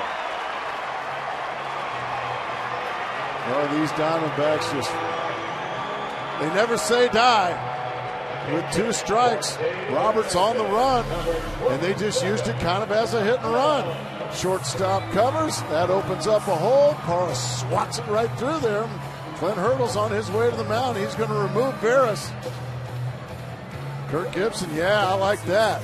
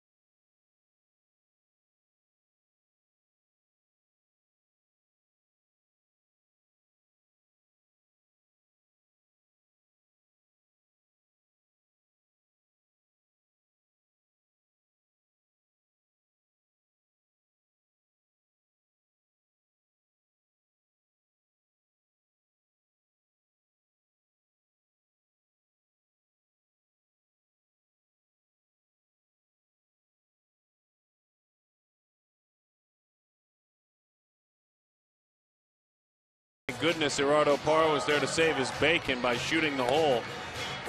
And then you go to Jeff Blum. Blum is hitless in his last 9 at-bats. It's a span of 3 ball games. 2 of those he has started in. Tony Watson, the left-hander, takes the rock and he rolls. Watson on assignment. 7 straight scoreless outings for the left-hander.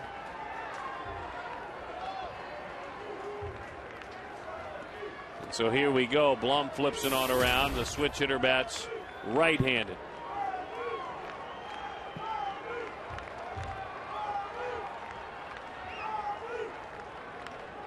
Blum is hitless in 8 at-bats against left-handed pitchers this year.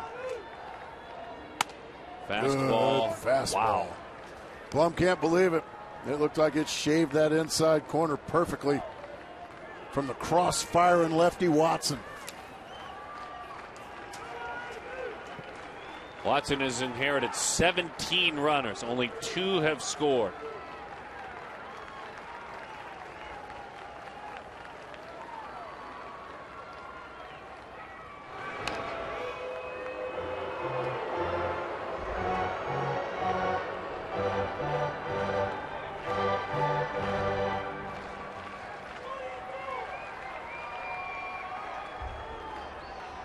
Tying run at the plate. Jeff Blum would like to just keep the line moving. Try to get a base hit here. Get the club a little closer. Popped it up. That won't do it.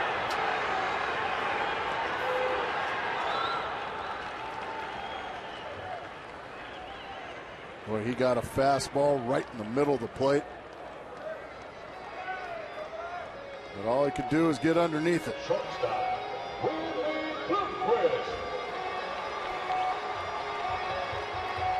Well, what an at-bat Willie Bloomquist had back in the 7th inning. He was frustrated with a check swing call to strike, then he picked on a breaking ball. And I've had many a hitter like yourself tell me that one of the better feelings in the world with a runner in scoring position is to spin a pitcher's cap. Homers are great, but to have the perfect at-bat where you hit a line drive right past the pitcher and drive that run in, that's what Willie did. Overall, he's 1 of 4.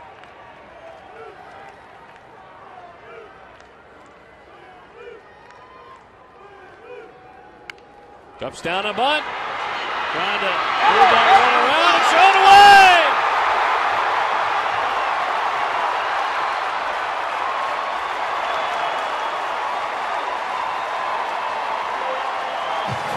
The element of surprise, Bloomquist. He was trying to bunt for a hit there. He got his hit. He also got a big error. 5-3 the score. Well, Alvarez calls off Watson. And then all the great plays he's been making tonight, not that time. So Bloomquist, as you said, the element of surprise. That plate's a run and then throwing the ball away. Bloomquist stayed at first base. Parra, however, moved to third. And now, representing the go-ahead run is Aaron Hill, and they're going to leave the left-hander in there to face him. They've got right-hander warming in McCutcheon. Maybe a couple of them out there. By the way, there was no hit scored there. No hit, which means no error, RBI. Huh? And a They didn't straight give that error. a hit, huh? No, they didn't. Boy, tough crowd.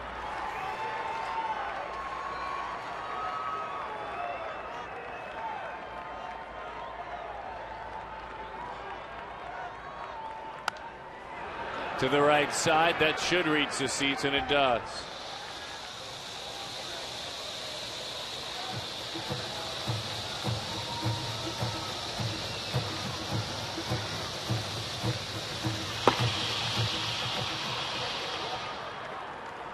You got all sorts of righties warming out there. You got a righty and a lefty. Yeah, staying with the left-hander Watson.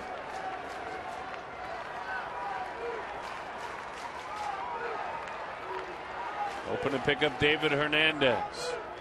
Fastball. What a pitch. Poured it in there.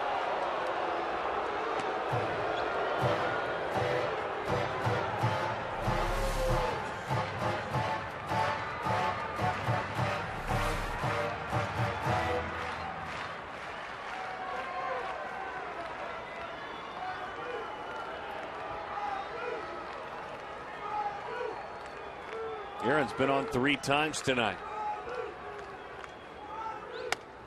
That one inside. just missed. He tried to go right back in there. And that time Larry Vanover thought it was just a little too far in, but boy, it was close. It was very close.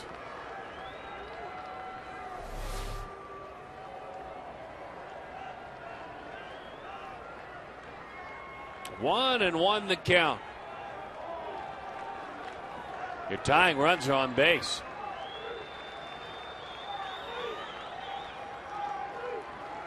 Aaron Hill trying to earn more stripes. In 2-2. He's earned so many Diamondback stripes in just the short time he's been there, but boy, what a time for some more magic from the former Blue Jay.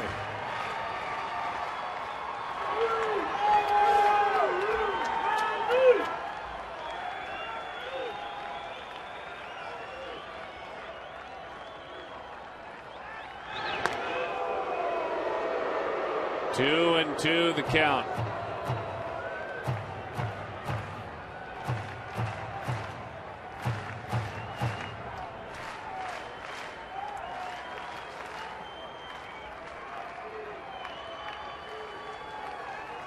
Two and two.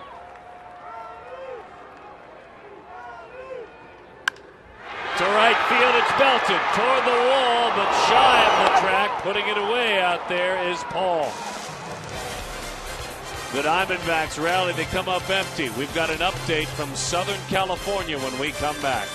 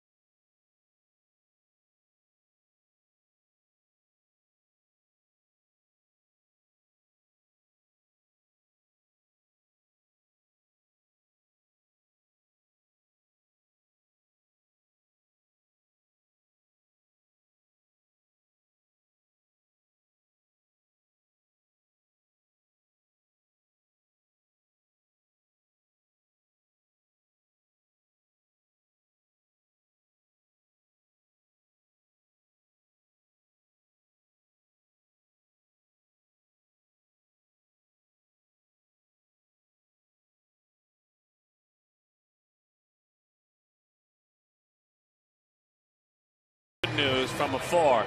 From Southern California, the magic number is now down to 3. Clayton Kershaw victorious, and he wins for the 20th time this year. But the Arizona Diamondbacks magic number is down to 3. And they have just showed the score here in the ballpark. Crowd responding 2-1. Los Angeles beats San Francisco. Ryan Cook goes to work, hard-throwing right-hander out of USC. And that is a 3-game series. The Giants are playing in LA. This was game 1. The Diamondbacks will be off Thursday as the Dodgers are playing the Giants. Is that correct? That is correct. Well, what a huge, huge break, I guess you could say, for the Arizona Diamondbacks.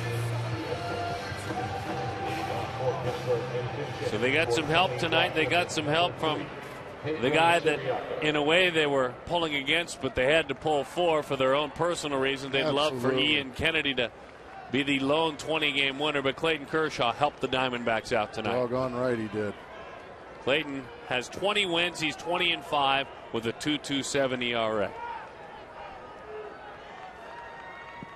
He went 7 1/3 and gave up 1 run. So the magic number is now down to 3. Strike 1 from the hard thrower, Ryan Cook. And when this kid's throwing strikes, he is special. The only thing that's gotten him in trouble at the big league level is when he's gotten wild. Swing and a miss. That's just nasty stuff. Pedro Siriaco, former Diamondback. Played in the Futures game a couple of years back.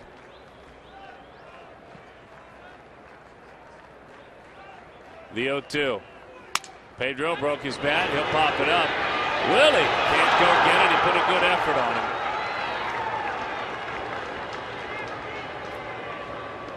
So Siriaco is on. Third baseman Pedro Alvarez. Willie wanted to go get this one.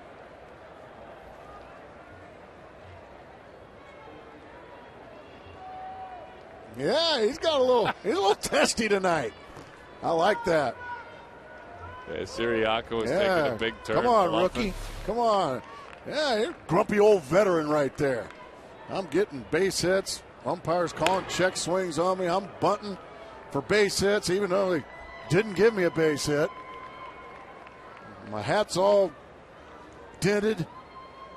Yeah, that's a ball player right there. You bet he's a ball player. That's Willie Bloomquist right there. Straight ball player. He can go straight salty on you quickly. I like it.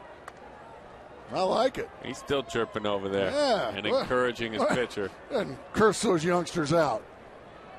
Yeah.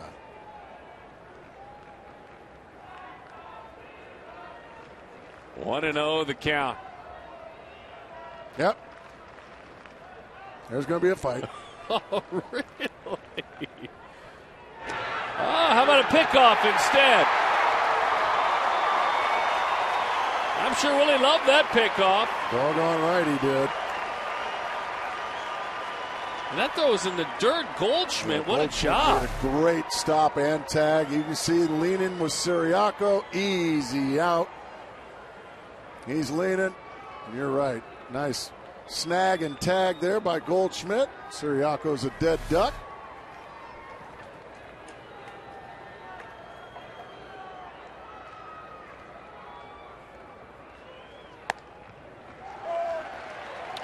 One the count to Alvarez.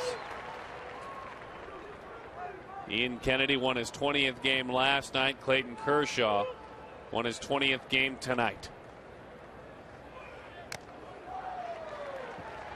For several years, and deservedly so, all the talk about the pitching in the National League Western Division was focused on San Francisco. There's a couple of 20-game winners now, one in Arizona and one in Los Angeles. Mm-hmm. Well, and deservedly so for the San Francisco Giants. That was tapped to short. Hey, Willie Bloomquist, come on, the old grizzled veteran says. Come on, I got dents in my hat. Willie makes the play. Shortstop. I can't get enough of that. I love that kind of ball player right there.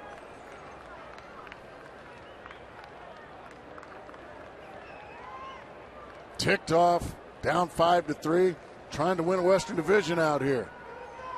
I got time for all this silliness. 0-1 the count. Ronnie Cedeno.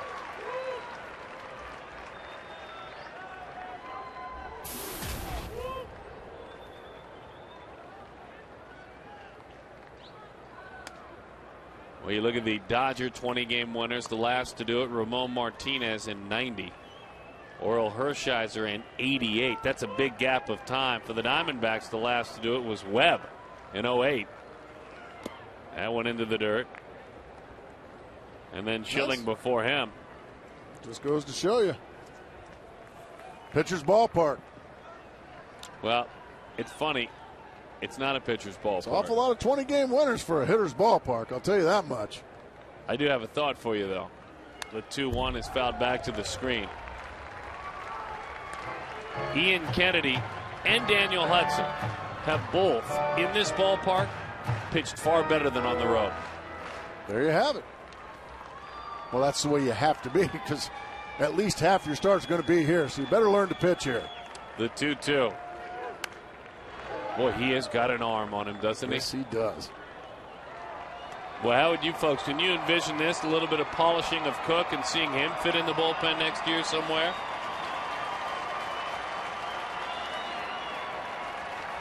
Good opportunity to work here in September. The 2-2. Golly. Goodness gracious. All right. Here we go. Big boys coming up.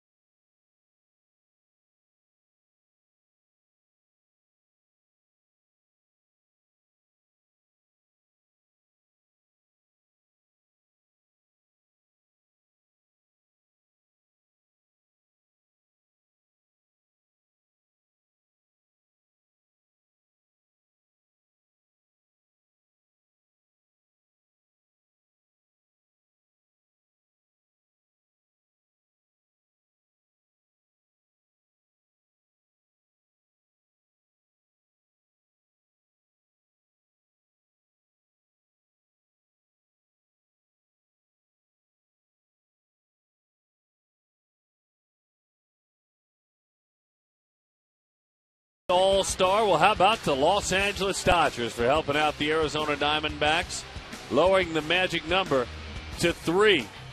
High fives all around. That is a big rivalry. You know the Dodgers are loving that. Well, I'll tell you this. Justin Upton's been an important part of this team this year. Really? David Hernandez has helped out in the bullpen along with J.J. Putz. Miguel Montero has had many contributions, but none of them are the MVP for the Arizona Diamondbacks. None of them. Who is? Clayton Kershaw, who went 5-0 against the San Francisco Giants this year. I say that tongue-in-cheek, obviously, but thank you, Mr. Kershaw. 5-0. 5-0 against the... And here's Joel Hanrahan. Guy having just a monster season. The closer now. He's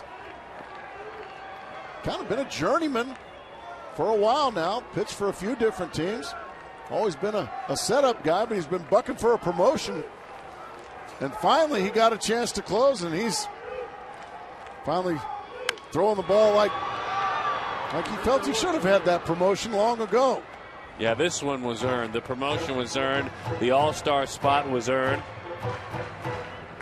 Throws hard. One of the better sliders you'll see, period. I don't know how else to describe it. He saved 38 of 41. A 1.78 ERA. Oh.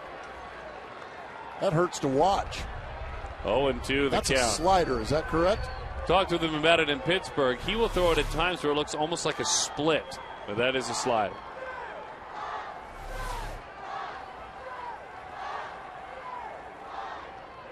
The 0-2. Just got a piece of that slider. That's all you can do is just battle up there now, Justin. Your job is somehow, some way get on base and let the other guys take their chances. Even if you hit a 700-foot home run, you're still behind.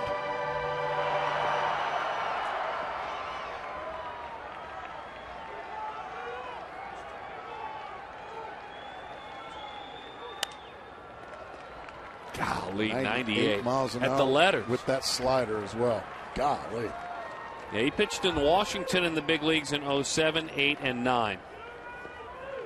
This was a guy that in 2009 in Washington had an ERA of 7.71. And a big old scraggly beard. Yeah, he looks the role, doesn't he? The 0-2. Oh, how do you take that pitch? I'm sorry, it just makes me go, oh, when I watch that breaking ball.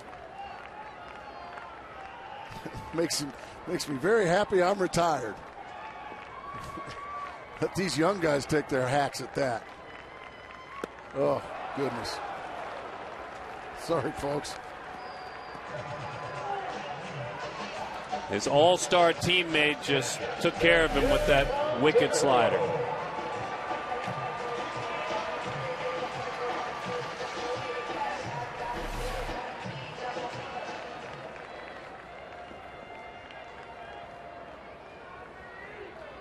And that's it. It's only fastball, slider. He throws sliders about. I was going to say, does he need any more?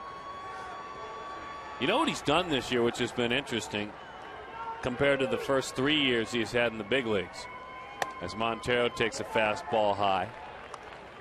His first 3 years in the big leagues, he threw about 6 out of every 10 pitches were fastballs, and the rest were sliders, almost 40% sliders.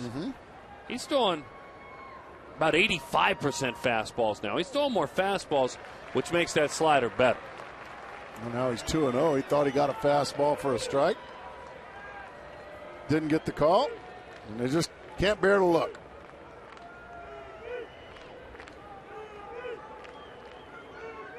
There's a strike, 98 miles an hour.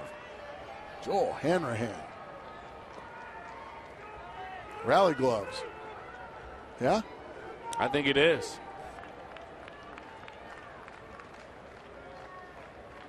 Fastball outside, 3-1 the count. Paul Goldschmidt waits.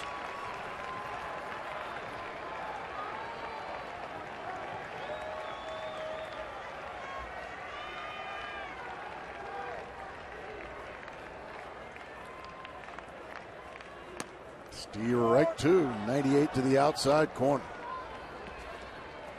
Pretty impressive stuff, isn't it, Mr. Sutton? It is impressive, and to the left-hander, he has not thrown a slider yet. It's been all fastballs to Montero. And another one. Yeah, he's going to make him earn his way on, no question about that.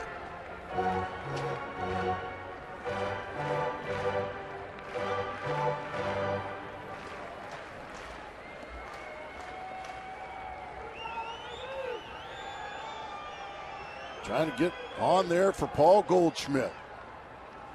Gas. Good night. Not a single one of those wicked sliders, which he could have thrown to a left-handed hitter, didn't throw him a one. Didn't need to. 98 miles an hour on the outside corner.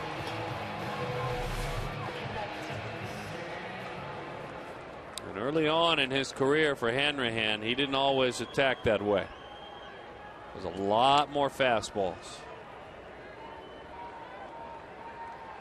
Paul, 0-1 the count on Goldschmidt, 0-1 as he blows him by at 98. This is one of those with a 2-run lead to play with. See if Hanrahan just 98 miles an hour. Let's just challenge a young fella. See what he's got. Oh, he threw the breaking ball that time and it buckled the knees of Paul Goldschmidt. Well, I'm going to have nightmares about this guy tonight. So will the men in red, I would imagine. Man. The 0-2. Into the dirt. Nice job. Got to keep it with you if you're behind the plate. Only if in case you get a swing and a miss there. Got to keep it with you and retire Goldschmidt. 1-2.